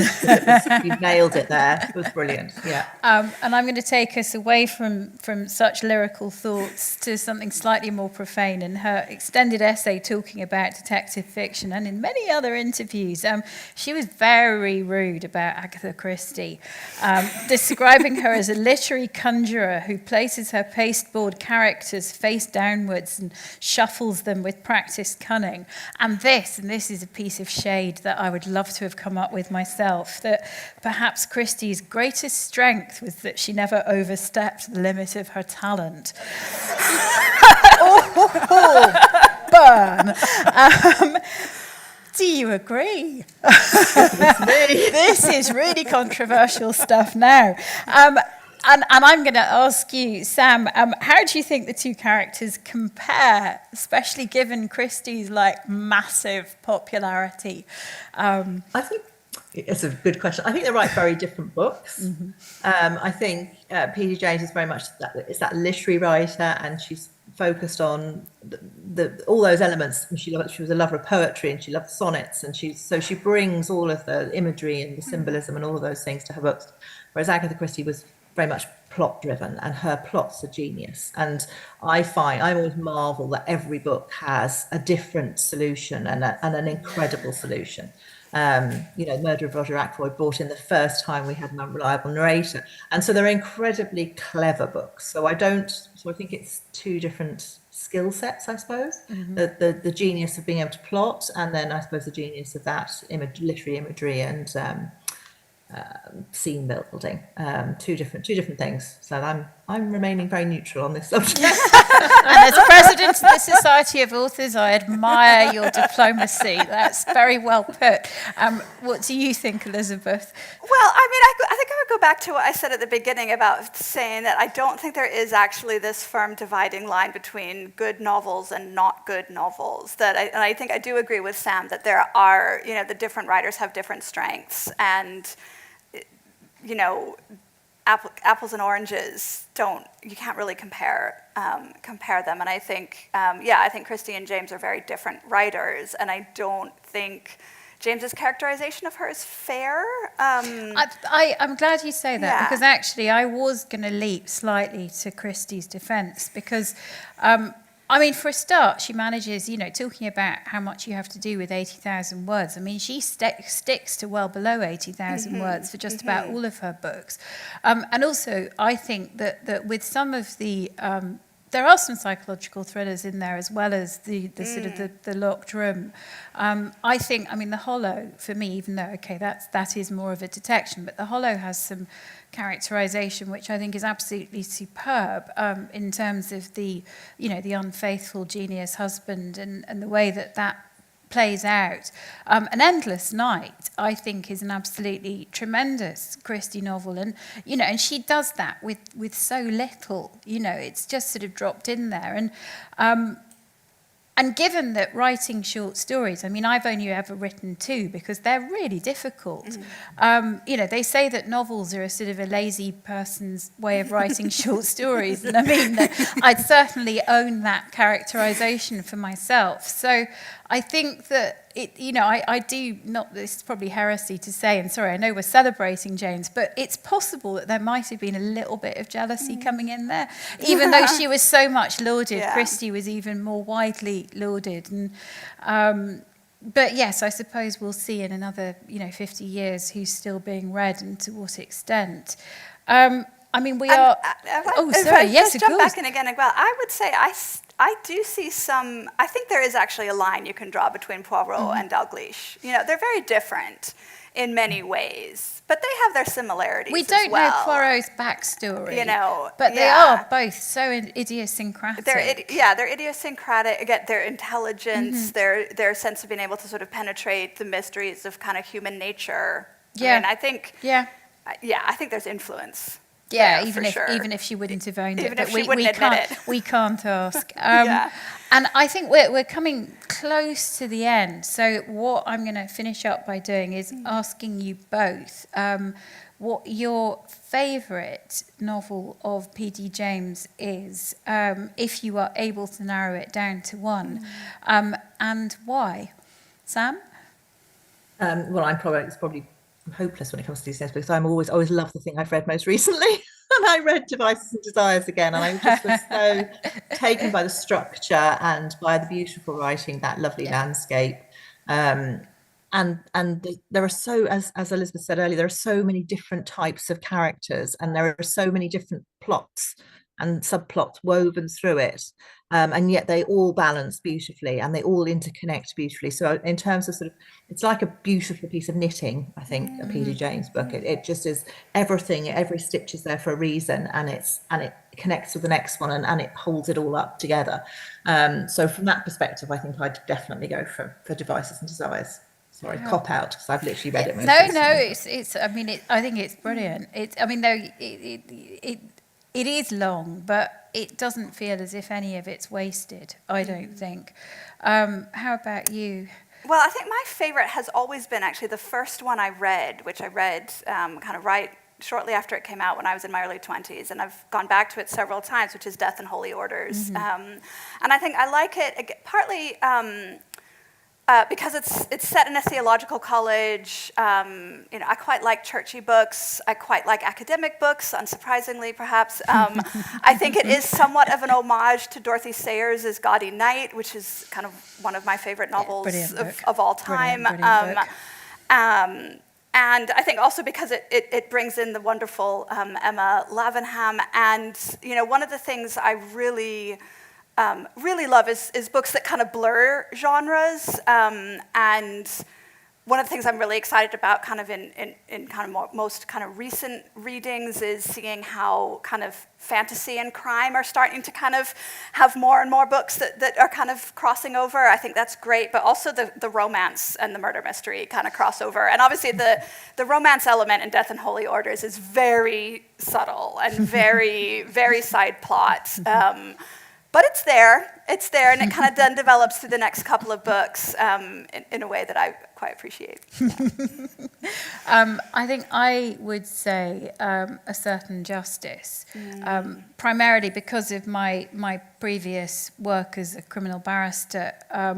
But I think that she's so spectacularly awful, yet fascinating, Venetia. And as an exploration of it's that awful question when I was practicing and I ever got a taxi and I said what I did, that of course they would sit there going, how can you possibly represent someone if you know they're guilty? And And it is a really interesting question, though, how you can do it. And, you know, the older I get, the more I sort of slightly wonder about how I would feel if I was still doing the job, when you actually see the impact that it has on victims and families. And I think that novel does explore the question in a way that is quite even-handed, because, you know, she is pro-structure, she is pro... you know, the old norms of how things are done. But I think she is still also able to explore the question of you know, why barristers are barristers and what it is that they do. I'd also like to give a shout out to the novel An Unsuitable Job for a Woman, which is, we've not talked about. There are two novels with the female private eye detective, Cordelia.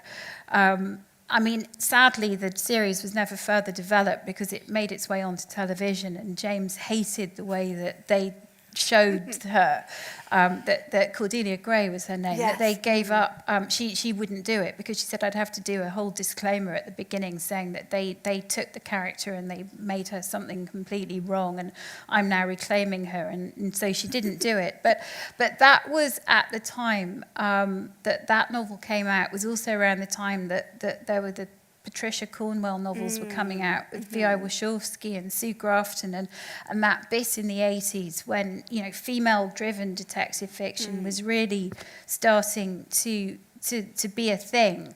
And so I'd like to give that an honourable mention. But I think the Dalgleish series overall is a sort of the masterwork, and it is absolutely worth your reading. We are displaying here Cover Her Face, which is the first, and also was her least favourite because she'd been practising, she said, when she wrote it. But I really think that they're excellent. They do stand up to time, and you know, the fact that we've been able to fill an hour, and I think could have filled far longer with discussion, will go some way to show that. Well, we have reached the end. Thank you all so much for your attention. Thank you, Elizabeth. Thank you, Sam. You have both been amazing contributors. And I would like to thank the festival organisers and the audience for joining us. I've really enjoyed this, so I hope you have too.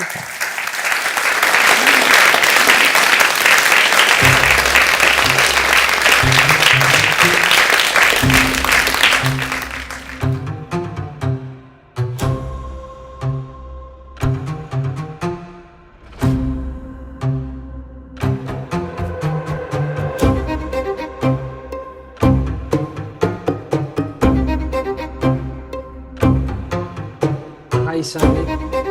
They can't. I'm just making sure they can't.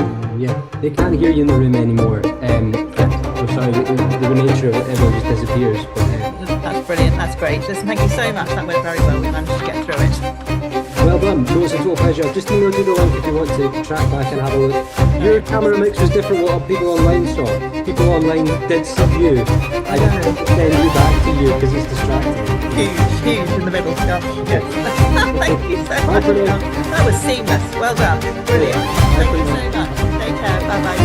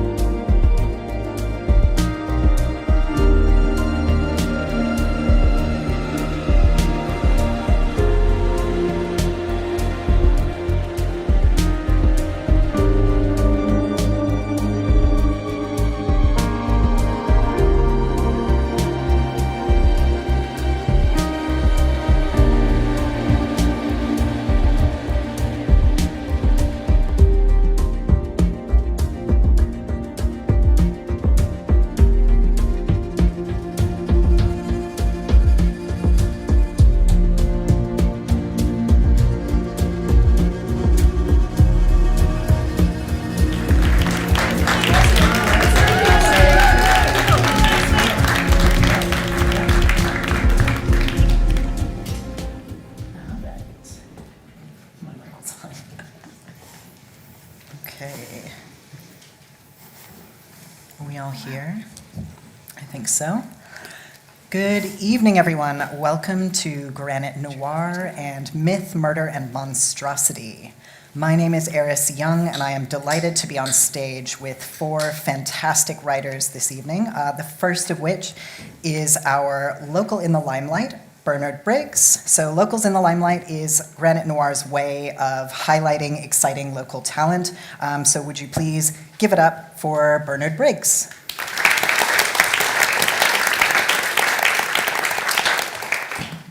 Thank you very much, Eris. It's nice to be back at Granite Noir. Just a brief word about this piece. It actually started life as a bit of an experiment. I decided I'd write a story without any narrative at all, just a conversation between a group of people. And when I showed it to and read it to a local writers group that I belong to, they said, "You know what you've done there, don't you?" I said, "What?" They said, "You've actually written a script." So at that point, I'd only written one scene. I've written 9 now, another 1 to go. So this is called A Vainglorious Picnic. Mandible and Crinoline Vainglorious at the breakfast table discussing their twin daughters, Lottie and Petunia. Mr. Vainglorious lowers his newspaper, takes a sip from a silver goblet, and dabs his red-stained lips with a napkin.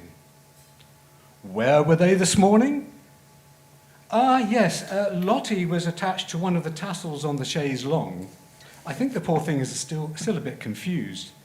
Petunia, well, she was making 2 neat little holes in your tobacco pouch when I found her. You know, the one fashioned from your Uncle Belvedere's double chin. I have to say she was quite reluctant to let go. I had to prick my finger to tempt her off. I know, one's not supposed to, but needs must.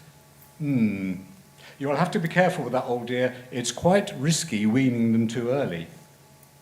Yes, exactly, darling. And while we're on the subject of, and where are they now?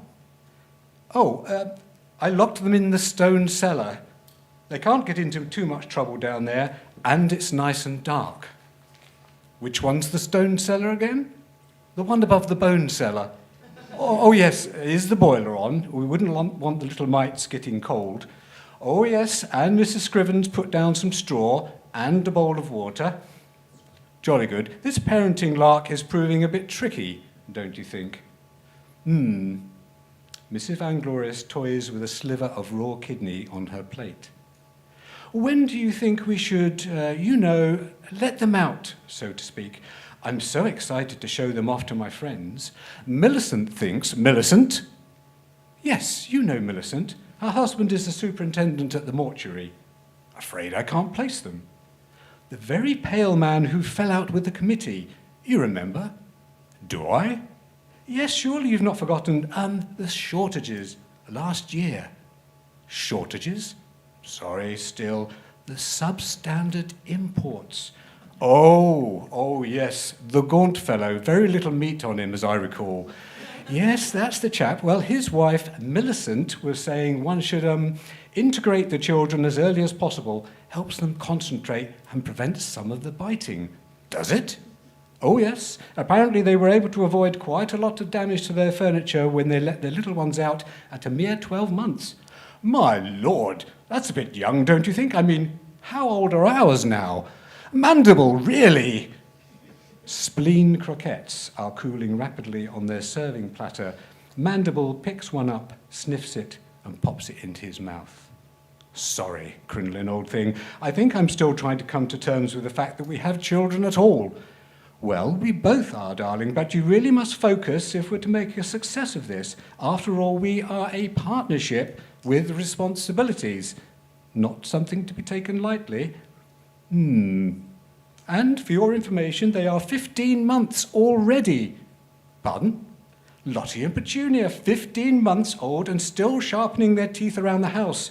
They're the most beautiful children in the world, but in danger of falling behind. We can't allow that. So we need to act before it's too late. Too late for what? The twins, Mandible, do keep up. They won't have developed in time for the weaning banquet on their 2nd birthday.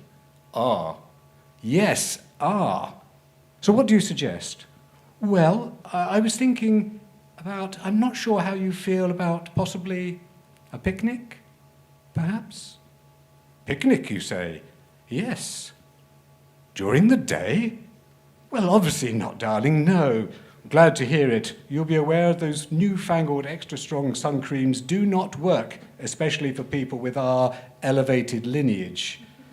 Yes, dear. No, dear. No, I had in mind more of a late night, perhaps even a midnight picnic. Continue.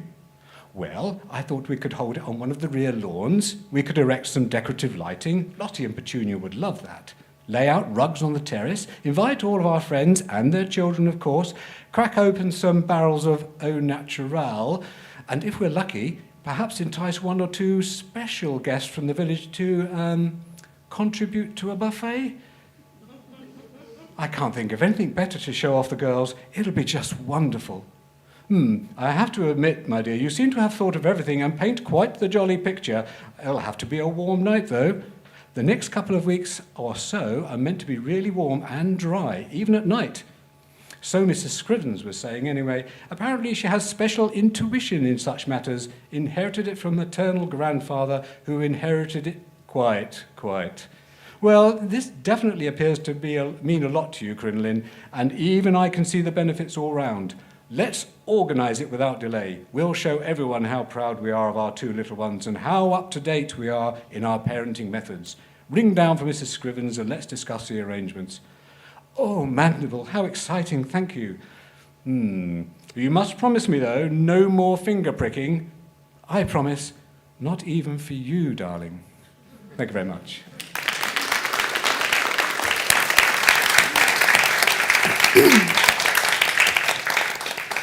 Thank you, Bernie. I think that, yeah, there's some shared themes there across all the work we're going to be discussing tonight. So I am thrilled to be on stage here with Elle Nash, Kirsty Logan, and Sarah Maria Griffin talking about their new books. I'll say a few words about each of our authors, but first, would you please join me in a massive round of applause?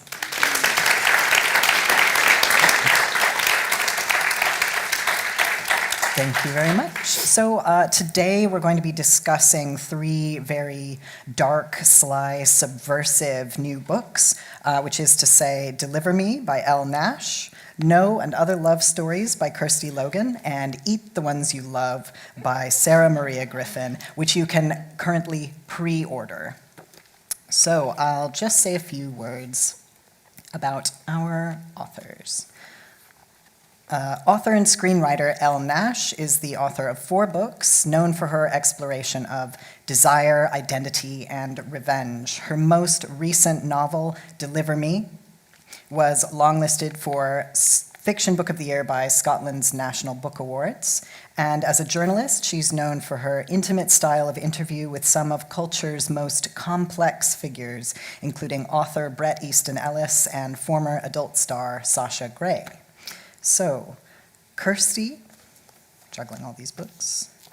Kirsty Logan is an author of novels, short stories, chapbooks, and collaborative projects with musicians and illustrators. Her books have won the Lambda, Polari, Saboteur, Scott, and Gavin Wallace Awards, and she lives in Glasgow with her family, where she is working on film and TV projects. And last but not least, Sarah Maria Griffin is from Dublin, Ireland. She is the author of the novels Spare and Found Parts and Other Words for Smoke, and also Eat the Ones You Love, and Other Words for Smoke won an Irish Book Award in 2019. She writes about video games for The Guardian, and her nonfiction has appeared in the Irish Times, Winter Papers, and The Stinging Fly. She also makes zines. Right. So to start us off, I would like each of you to just say a few words about the central conceit of your new book, or about the main character and where they find themselves at the start of the story, just to situate the audience. Elle, do you want to start? Yes, I Great. will start. So Deliver Me it follows a mid-30s woman named Dee Dee who lives in the Ozarks, which is rural Arkansas, or rural Missouri. And she wants nothing more than to be a mother. She's escaped a religious, traumatic past, but her community is still very much oppressive in that way. And when she finally does get pregnant with her ex-con boyfriend, who has an insect fetish, her first ever crush, a girl named Sloane, moves back home to town. And it just so happens that Sloane also becomes pregnant at this time. I won't give away too much, but later on in the novel, you kind of find out that not everything is as it seems, and things don't really go well for anyone in the novel. Yeah. Thank you. Kirsty? So No and Other Love Stories is a collection of very, very, very, very dark love stories. How dark? Well, let me tell you. So, for example, the first story is about a woman who has a cannibalism fetish, and she falls in love with a butcher. I won't give away the ending. It's a happy ending. It's very sweet. It's a very sweet story, I think. Delighted for her. It's very romantic. Yeah, good for her. There's a story about a teenage girl who becomes sexually obsessed with the female vampire who eats her period. I personally think period vampires are going to be the next big trend, but We'll just see. Not so sure, but I would quite like to see that. We have a woman in a wartime city who realizes that she would prefer her fiancé if he were a ghost. So she maneuvers situations so that happens. And we have also 2 girls in a medieval convent who repeatedly become possessed with demons and have to make the ultimate sacrifice for their love for one another. And that's just a few of the stories. Sarah? Hello, how's it going? Sorry, that sounds great. These are fantastic ones to follow. They're really good. Eat the ones you love. Eris said to maybe talk about one of the main characters. The novel is narrated by a sentient orchid whose name is Baby. And he is cruel and catty and in love with a florist called Nev.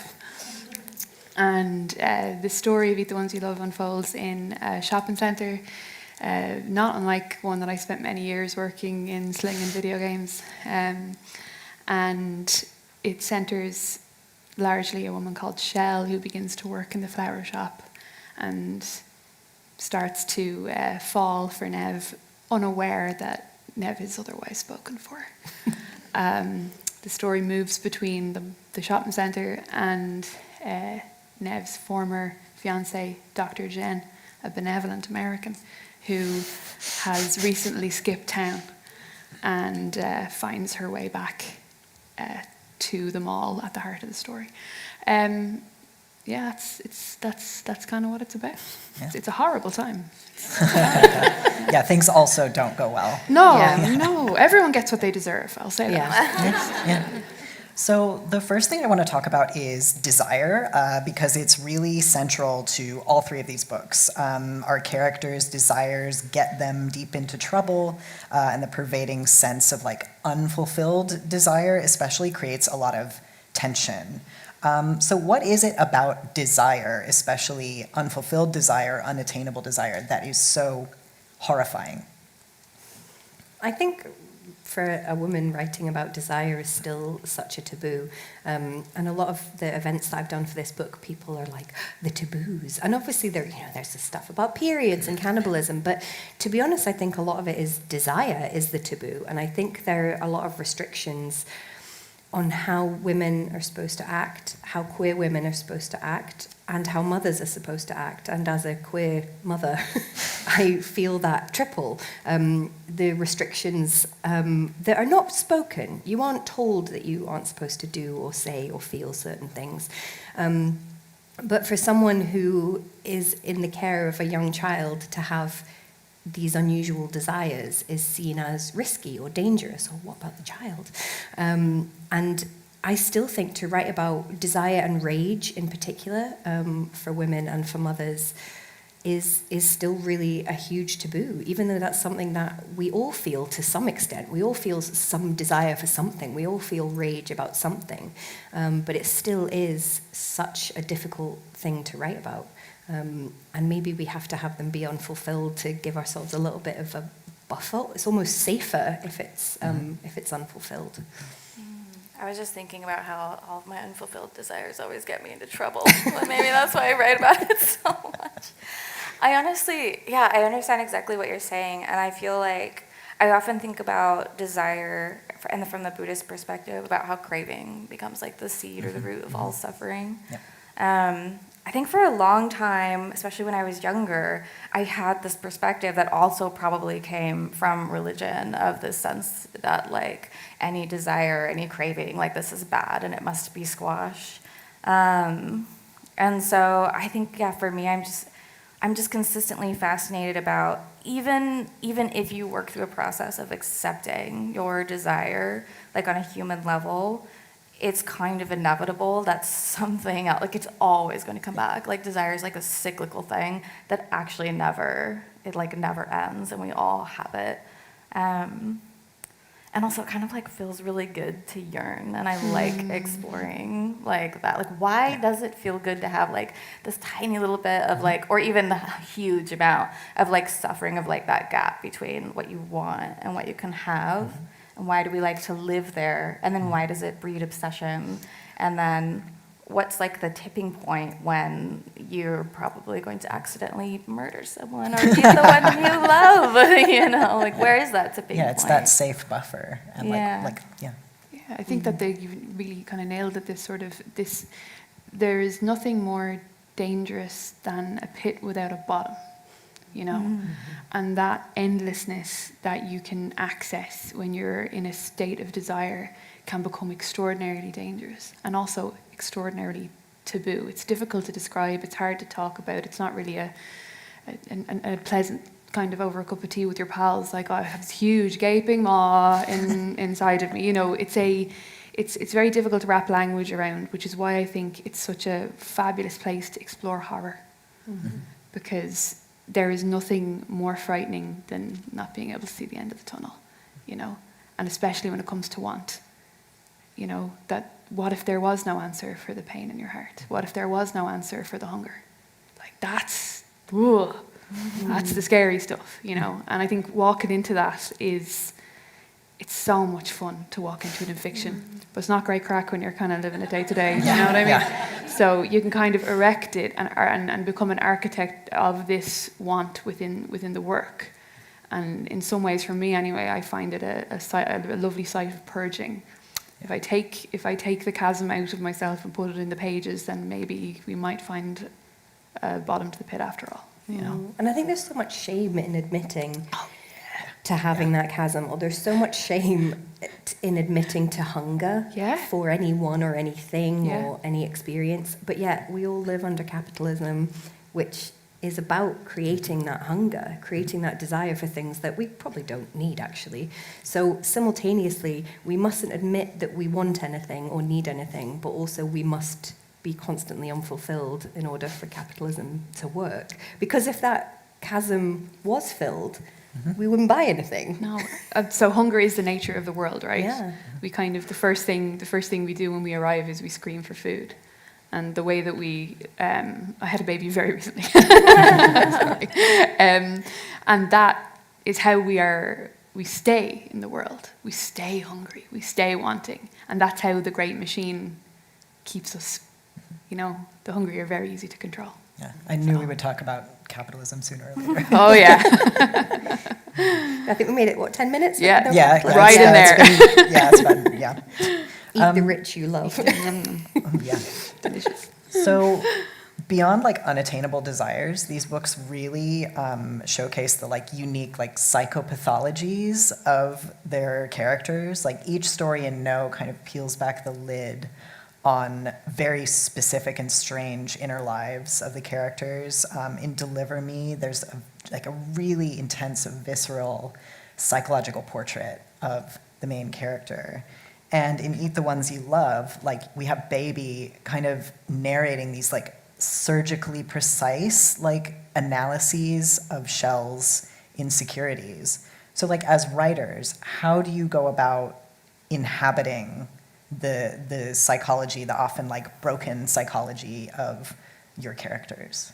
This is a therapy session. Free therapy. Free therapy. I think for me, so with Dee Dee, so some of the backstory I usually say is it started because the novel idea started because this very fringe crime happened in my town in 2015, and then I just kind of had thought about it for a long time. And I think for me, and in terms of inhabiting the psychology, I guess it just started with curiosity and empathy and just really trying to understand why and how something like this could happen with a person. And I think the more that I dug into it, the more I was this actually doesn't seem that insane. I understand that that a person with mental illness is suffering, but I can understand it, and have empathy for it. So I think it kind of started there, and then I don't know. I think when I'm writing, I do kind of just try to. How do I say this without sounding so pretentious? I do method acting exercises sometimes to help me think about what it is I'm trying to explore and kind of get into that mindset, and I think that helps me as well in terms of trying to like embody the more visceral aspects of things. Yeah. I had a kind of question at the heart of this book, and it's a sort of a slightly silly one, but it will unfold. I love the musical Little Shop of Horrors, and when you first think of Little Shop of Horrors, if you've seen it, it's about a talking plant, not unlike Eat the Ones You Love. That's kind of where it begins and ends in terms of similarities. The other similar vein is that it's about poverty. You kind of skip over the poverty in Little Shop because you're so entranced by the plant. And the question at the heart of that is, what would you do? What would you give to get out of where you're from? And that question is at the heart of this book as well. And I dug into that with Shell, who is not very well behaved, not very nice, probably not very sympathetic the whole time. There's an exploration of compulsive heterosexuality. She's a bisexual woman who sort of finds herself in a bit of a situation that is, some elements are very easy and very natural to her, and some elements of it are more challenging and more frightening and more attractive. And I was very interested in exploring that. And there were loads of just questions you carry around your life with you in your pockets. You know, when you come to a novel, you come to it with all of the unanswered queries you have about the life that you've lived so far. And for me, ultimately, the book isn't just a book about, it's very easy to say it's a book about money, it's a book about poverty, it's a book about what you do, or what you do when you're desperate. And that's one element of it. And for the plant, Baby, I also wrote this novel in 2020. So there's an initial draft of it that was completely set during the pandemic. And for Baby, who I often find myself doing a hand puppet when I'm describing him, he's in love, he's obsessed. And I do find that he's very controlling, and he's very violent, and he's not a nice dude, man. Do you know what I mean? And I think that as we potter around the world, whether we like it or not, we end up with pieces of our experiences that stick to us. And I think putting them down, where else are we meant to put them if not down on paper, you know? So leaning towards questions that I had that I was unable to answer in my own head, I suppose, is the way. My own therapist had a field day with me calling the plant Baby 5 years ago, you know? And he really is. He's very young. He's only little. He's very hungry. But yeah, it's the whole process of writing fiction, I think, is an untangling as well as an inhabiting. You know, we're doing kind of an emotional Sudoku, I think, all the time. I don't know.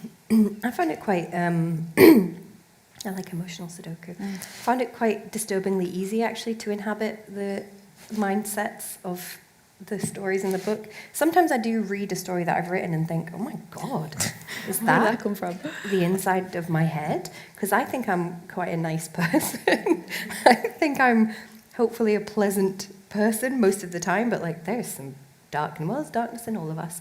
And I think, like Ellen and Sarah was saying, a lot of it is just, I'm so fascinated by the insides of other people's heads as well, and why people do what they do. Actually, in another life, I would like to be a forensic psychologist, because that's what I started to study when I went to uni, actually, because I'm so interested in why people do what they do, and also why people do things that they know are wrong in some way, however we're defining wrong, that we know is illegal, that we know is crossing a boundary, that we know harms someone. Why do we do these things? We do them for a reason. We might not think it's a good reason, but people still do them. So there's a story in No called Fangirls, which was one of my favorite ones to write, which is about 4 different women who are kind of orbiting around this murderer, a murderer who's in prison, who is never named and doesn't speak in the story. And they are connected to him in various ways. So there's his current fiancée, who he has met since being imprisoned. There's his ex-wife, who he's imprisoned for attempting to kill. there is the prison guard who wants to make her name by writing a kind of tell-all book exposing his psychology. And then there's a teenage girl who has never met him, but kind of pretends to be him on like internet chat, but not really him, but like your kind of murder boyfriend, you know, to like be sexy for other girls.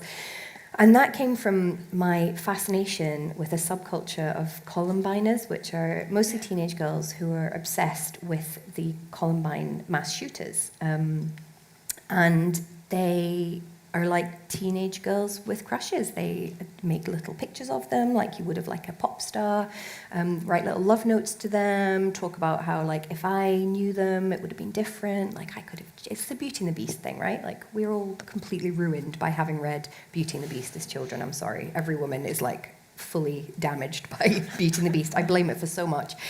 This thing of like, if I love him enough, he will change. I can teach him to read. I can change him. Yeah, I can teach him. I can change him. I'll be different. I'll be the different one. He'll murder everyone else, but not me.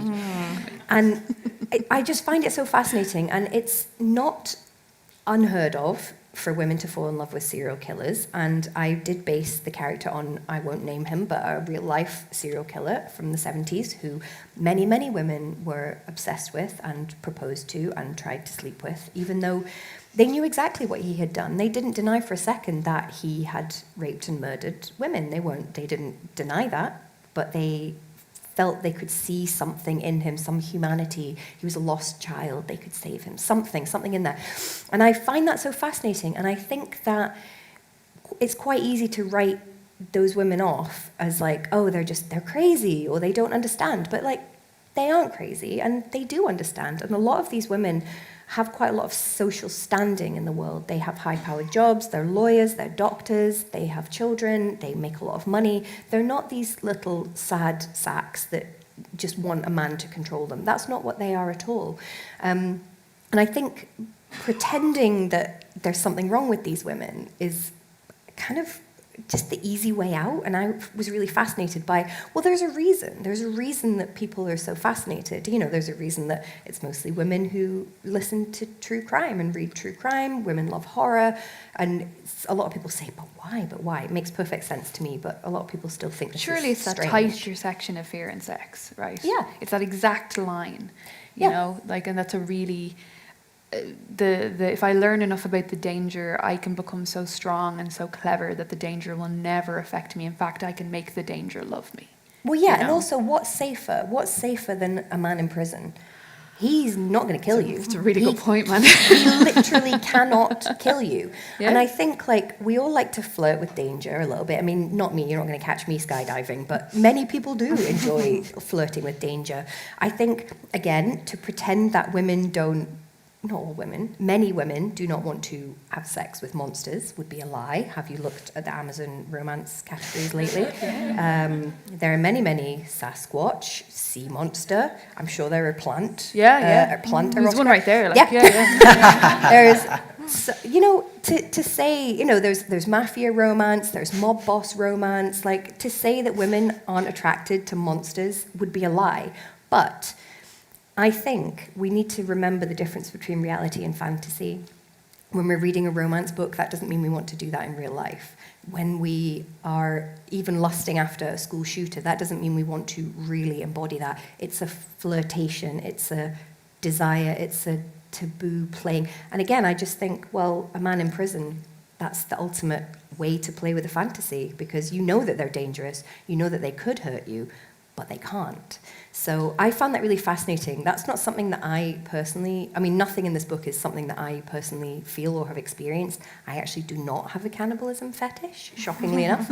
But I found it fascinating to try and figure out why someone might feel that way.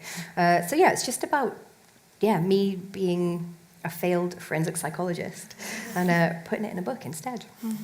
I just want to point out that you have a bad guy, well, not bad, let's say he's controlling and concerning guy named Baby in your book, and I have a concerning and controlling guy named Daddy in mine. Yeah, I noticed that instantly. Yeah, as soon as you said that, I was like, oh, wow. no. Wow. Cousins. Unbelievable. That's great. That's wild. wild. Wow. It's funny. And one of them's I like into that. bugs and the other one is a plant. That's amazing. Yeah. We're practically we're a syllabus. I know. Yeah. That's I think fantastic. there is like a course you could teach. So yeah, someone's going to do a Yeah. PhD. Yeah. Yeah. Easily. That's deadly. So I think another thread, and we've kind of been circling around it, that ties all these books together is that they are very much about women and the ways that they are surveilled and controlled. The women in these stories are alternately rewarded and punished for meeting or failing to meet expectations, and they police both themselves and each other. So can you each talk a little bit about how these stories are shaped by that uniquely female experience of social control? Okay, I'll start. Yeah, I get asked a lot about, how do you write the female experience? And I find that interesting because I'll consult There's the only hive one, mind. yeah, Yeah, there's there's only only one, one. yeah. I'll consult the big brain, the big Called female the- brain. hello, in the sky, ladies. yeah. What do we think about this, ladies? Yeah, I mean, there are many, many, many female experiences. There are things that I've experienced that my wife, who's also a cis woman, has not experienced, and vice versa. There are things she has I haven't. There are many, many specific female experiences that I have not and never will experience. So I think there are certain things that I don't think that there's any way to like group all women in the world together. And I often think about like the taxonomies of natural history and how there's always ones that don't fit, like a platypus, right? Is it a mammal or is it an amphibian? Like it lays eggs, but then has a beak. Like it just doesn't fit. And I think a lot of scientists, natural scientists get I imagine they get frustrated with the poor platypus because it doesn't, however you try and move the boundaries, it doesn't fit. And there's always going to be things that don't fit. So we can say, the female experience is this. And I might say, my female experience is this. But that many people will be like, I have no clue what you're talking about. And even like as a mother, friends of mine who have children the same age, maybe we went to the same school, we had super similar upbringings, and they'll be like, you know what it's like being a mum when you do so-and-so thing? And I'm like, no, I've literally never ever done that. So there's really, although there's always overlap, I think it's hard to say like what the female experience is. And I think every woman in the book is very, very different, and they deal with things very differently. I think they're all super angry and super lustful, and I guess that's just more about me than anything else. I wrote this when my child was 2, so if you've ever parented a 2-year-old, you may know the rage which you just constantly push down, darling, please eat your spaghetti hoops. So a lot of that, it's funny, like the book is not about motherhood at all. I think there's maybe one pregnancy in the whole book and no children in the book. It's not about motherhood at all. But I think I wouldn't have written this book if I had not become a mother, because just the incredible upswelling of emotion. There's a story in the book about a woman whose wife is pregnant, and she becomes obsessed with feeding meat to this wasp's nest in her shed. And it's kind of paralleled with her being constantly belittled by the men in her job, and she feels like she's full of wasps all the time, and she has to have honey. She's like, everything she says has to be really sweet. She has to always speak in a really sweet, calm tone. She can't get frustrated. She can't get angry, because then she's a bitch. Then she's a shrew. She's a harridan. She doesn't know her place.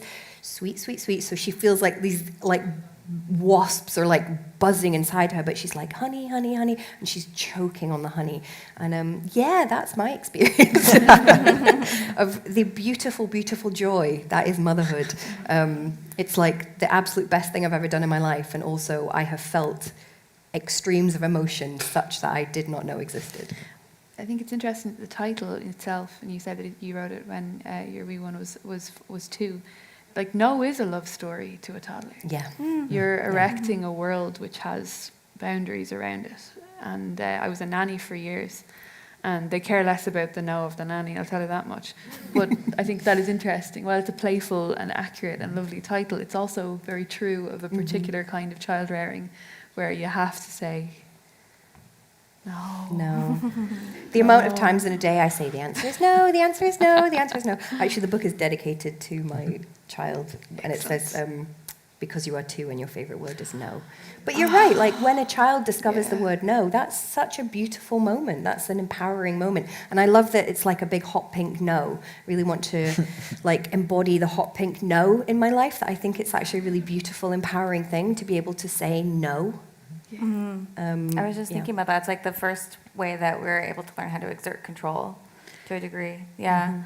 I don't think that when I began writing Deliver Me that I was actively thinking about, these are the themes that I'm going to explore. But I think once I started kind of like delving more deeply into it, I started realizing that like every character in the book and like the systems of power, like the society and stuff that was in the novel, they're all like proselytizing to Dee Dee, the main character, in some way. Like her ex-con boyfriend, Daddy, you know, is consistent. Like he's persistently kind of trying to tell her about like how hard his life is and how disposable men are, and why, you know, in this way of kind of trying to convince her about her own like lack of value in this really kind of subversive, like subtle kind of subversive way, and trying to get her to believe like these particular things about herself. And then all of the friends that she meets tend to do the same thing. And I guess like it's really interesting to me because as I was writing it, I started becoming more and more awake to like particular situations in my own life in which I had been subject to certain aspects of control or corrosive control for years and had not actually realized it. So I like had this like moment where I was like, oh my God, like you can just like live in that and not realize that's what's happening because maybe you've never seen it like another way. But you're still processing it and still coming out onto the page. But it was still, it was like still there, like in a lot of ways, which is just like kind of really, really interesting in how that works and like how you live like in an environment, you know, like even like in a society and all that, and just not even see how deep like the mechanism goes in terms of like what it's trying to control and like what it's trying to make you do. I think the control thing is so interesting because it is like something in your question, Eris, that I've been thinking about is the ways in which women attempt to exert control over each other, which all under the patriarchy, that's, you know, we find ways to become each other's enemies. And it's something that I found very difficult to actually get out on the page, but was one of the great knots that I untangled in this novel. Shell, the protagonist, kind of finds a soft landing place in the other people who work in this shopping centre, and finds a kind of, in the way if you've ever worked in a shop and the shop is bad, Yeah. but the people you work with are great. Yeah, comrades in arms. Oh my God, the sort of the long gaze into the middle distance you do in the back room. The fast blink. Thank you so much. Can I get you anything else? And as long as there's 5 of you going through it together, it still feels like living, you know, it still feels like life. It still feels like going somewhere together. And in order to access this social group, Shell quite aggressively turns her back on her previous social life, which is one that she had sort of organically fallen into by virtue of her former fiancé's social life. She was sort of wives and girlfriended into a cohort of women who she didn't like her. And I think that's a deeply confronting thing that can happen in your 30s, that you wake up one day and you're among people who don't like you. I think the way that we are groomed to move in packs and not to answer the kind of call in our hearts of who are my people, which is also a scary call, to actually go and look for your people meaningfully and not just accept what you inherited from your childhood, your teens, or your partner. And for me personally, as somebody who deeply, deeply values friendships and I've had loves and losses within that world as much as I have romantically. And I really wanted to explore how frightening it can be. Like in Stephen King's It, the thing that isn't the clown, but like whatever, the spider in the sewers, all the monsters are scary. But what's really scary to the kids in the novel are the other kids. The other kids will pin you down and engrave their initials on your belly. Do you know what I mean? Like, the other people are as frightening as...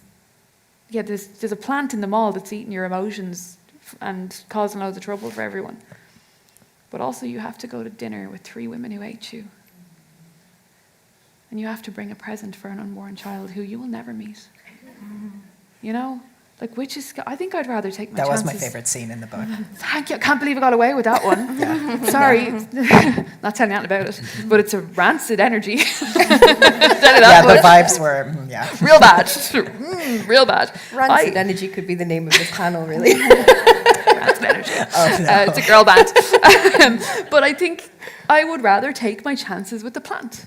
I would rather any day go hand to hand with a creature than I would with people who really, really didn't like me and were trying very hard to pretend they did. You know, lots of different kinds of ways to be afraid out there, you know? Yeah, that's... Sorry, horrible vibes. Really, really terrible time for everyone. I think it's all about power as well. It is. It is absolutely about power. Yeah, this was very much on my mind. My last novel was about set in the Middle Ages, and it was about witches and witch trials. Really and good. I found it really fascinating to try and empathise with people who made the accusations, because I don't think that everyone who made a witch accusation was an evil person. I think that when you have no power and you're suddenly given an opportunity to be heard, it's really difficult not to take that. And especially as an Irish person, I feel like that very much about like nuns and the church and cooperation with the patriarchy.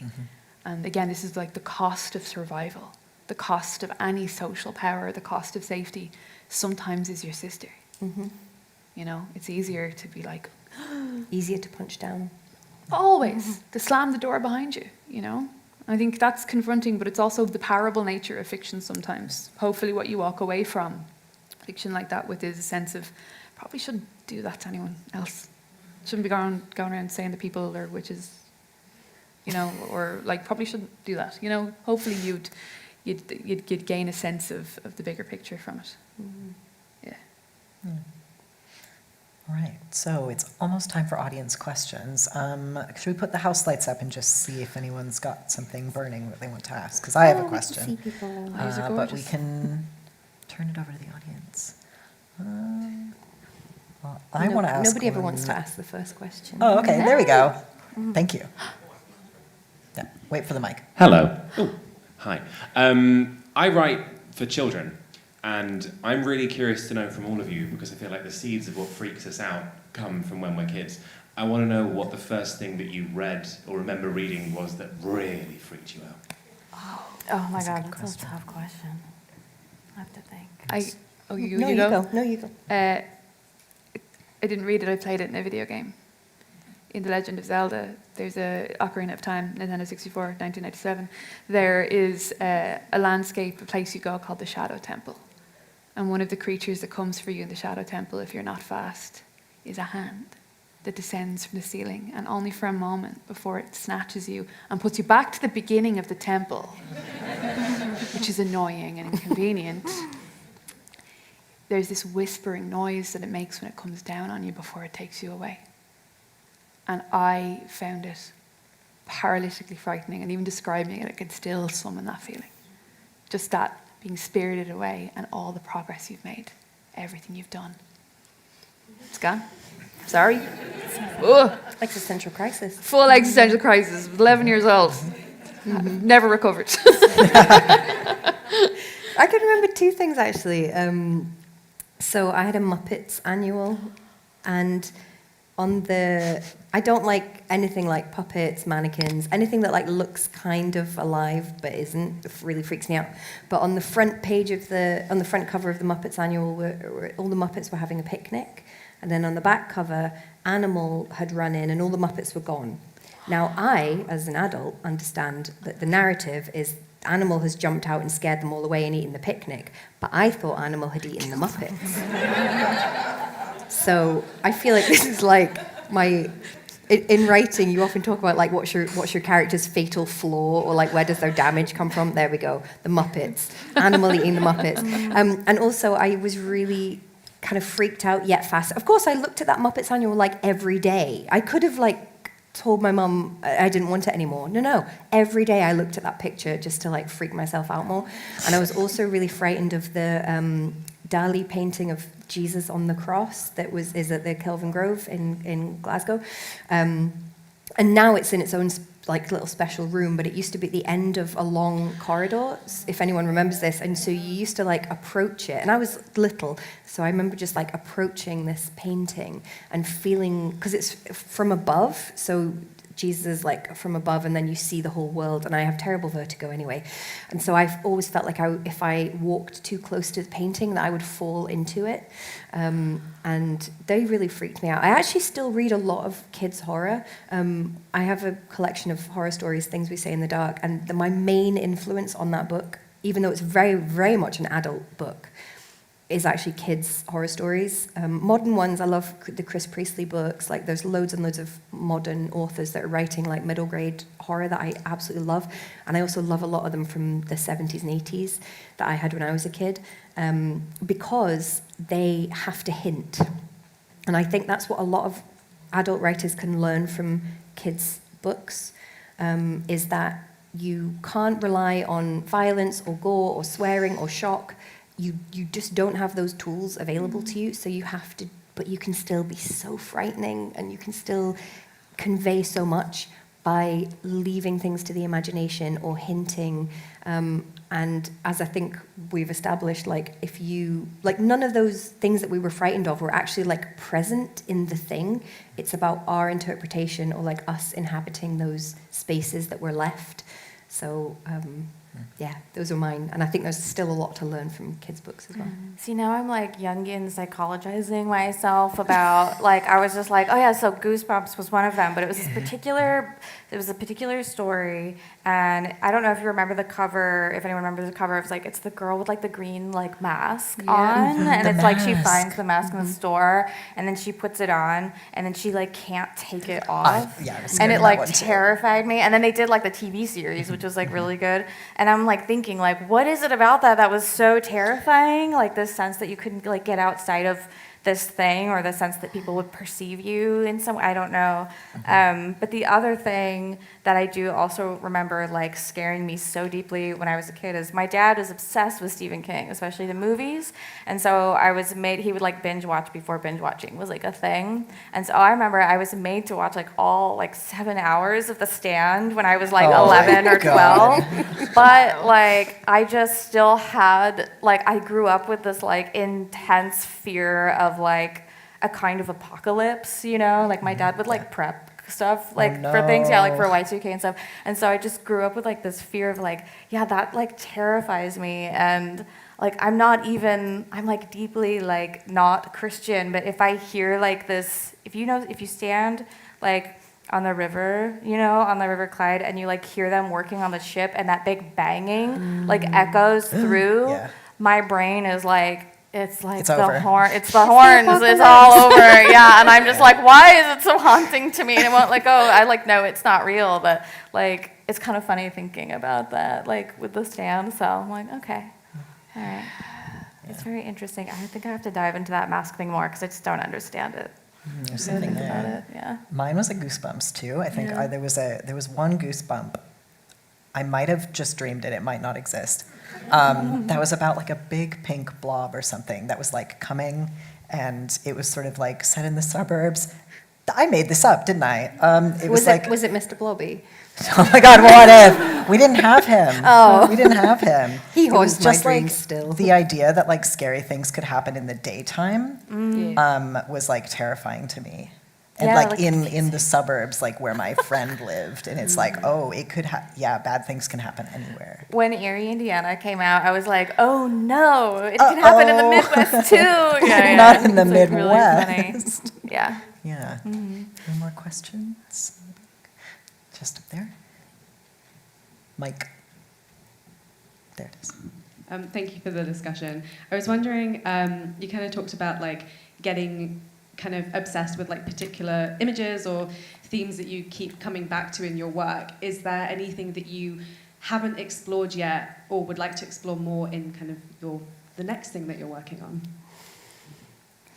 Yeah, I'm currently obsessed with the electric chair.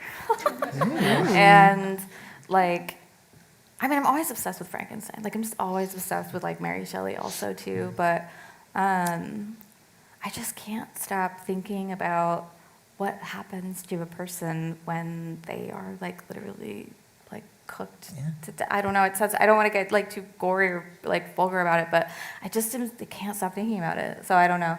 Maybe I don't know. I'll go there. That's pretty good. Yeah. David Lynch died a couple of weeks ago. Yeah. And when that happened, I felt very confronted about what a body of work looks like. And I don't really want to do anything by accident anymore. And my next novel next year is about a tabletop role-playing game. One third of it is set in the reality of the game, and 2/3 of it are set in real life. It's about people who are very cruel to each other and who play games. And the thing that has taken roost in the back of I'm also writing a novel about a haunted video game, but after that is finished, in 20,000 words time, we're so close. The thing that has taken roost in the back of my head that I can't stop thinking about is theme parks. And I think I have to write something about a deliberately constructed space that has gone bad. I'm thinking a lot about what the big picture looks like since David Lynch passed, and what it is to be weird on purpose doesn't sound right, but you know what I mean. Like, be intentional in the exploration. So it might be a while before I get to it, but yeah, I'm obsessed with theme parks, fully. Oh, I have just a million things that I want to write about. I think that's why I keep going back to short stories, because you can like cover more ground, because there's so many things I want to write about. I always love to ask writers what's off-brand about them. And the off-brand thing about me is I love pro wrestling. Which I think is super on brand, but I kind of think it's on brand, man. I think that's, right? it's on the money. I get that. I think see that. So. Yeah. So I've been saying for literally about 5 years that I want to write a book about pro wrestling, and I feel like I've been talking about it for so long that I can't. I have all the notes and everything, been researching and everything, but I probably will never do it. But one day I want to. But really briefly, my current obsession is so my next novel. I mean, don't expect this in the next 7 years or something, but it's a Victorian set novel, and it's loosely based on these 3 real women who I became really fascinated with. And very briefly, one of them, Julia Pastrana, so the characters are called Julia, Sarah, and Hannah, so they're named after these real women. Julia Pastrana was a Mexican woman who had what's called hypertrichosis, so completely covered in hair, her face, her whole body covered in hair. The characters in my novel are covered in, they're 3 sisters who are covered in hair. And she was kind of displayed by her manager, who she married, and they kind of traveled around and performed at freak shows, as they were called. And then she died in childbirth, and her husband had her and the baby mummified and continued to display their bodies until such time as freak shows kind of fell out of favor. So he couldn't really do that anymore, and then he died. They didn't have any descendants, and her body kind of like passed around various people and ended up in this warehouse, just kind of forgotten. And it did have a happy-ish ending in that her body a few years ago was repatriated to Mexico, and there was a beautiful festival of music and art, and it was properly buried. And I'm fascinated that for a while, for decades, her body existed in this liminal state, that it had no value as an object, but it also wasn't being treated like a human. Like, we wouldn't tend to put someone's body just in a warehouse and forget about it. So that really fascinates me, is when is a body, who does a body belong to? Did you know legally you do not own your own body? Nobody else does either, but you don't. If you get a limb amputated, you can't have it. Did you know that? I discovered that recently. Sarah Russell Rich was kind of the Gwyneth Paltrow goop of her day. She had a company called Beautiful Forever, where she had all these lotions and potions. She also held these salons where all the women came and tried out. It was like an Avon party, like tried all the things. And it became like they would all talk about their personal lives and things, which she later used to blackmail them, and became very, very rich by blackmailing all these women who had bought her beauty products. She had a very exciting life. And I'm also really fascinated by a woman whose name has gone out of my head, Hannah Hannah Colwick, sorry, who was a working class woman, a servant, who was in this very strange and fascinating relationship. There are several books about this, with this man called Arthur Munby, who was an upper class man who was obsessed with working class women and kind of fetishized them in a way. But they, again, had this decades-long relationship and eventually married, but all records suggest they never actually had a sexual relationship, but they were completely obsessed with one another.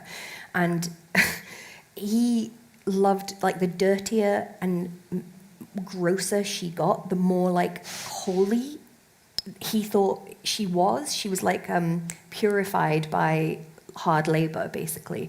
And they would do things like, if she had to scrub the step, which was his favorite thing for her to do, because it was all covered in, like, muck and horse shit, and she became very dirty, and she would, like, rub the dirt, kind of accidentally rub the dirt on herself, you know. But she would say, you know, I'm gonna do the step at 11. And so he would, like, because she worked for a different family, and they couldn't have a relationship publicly because they were from different social classes, and that was extremely taboo at the time.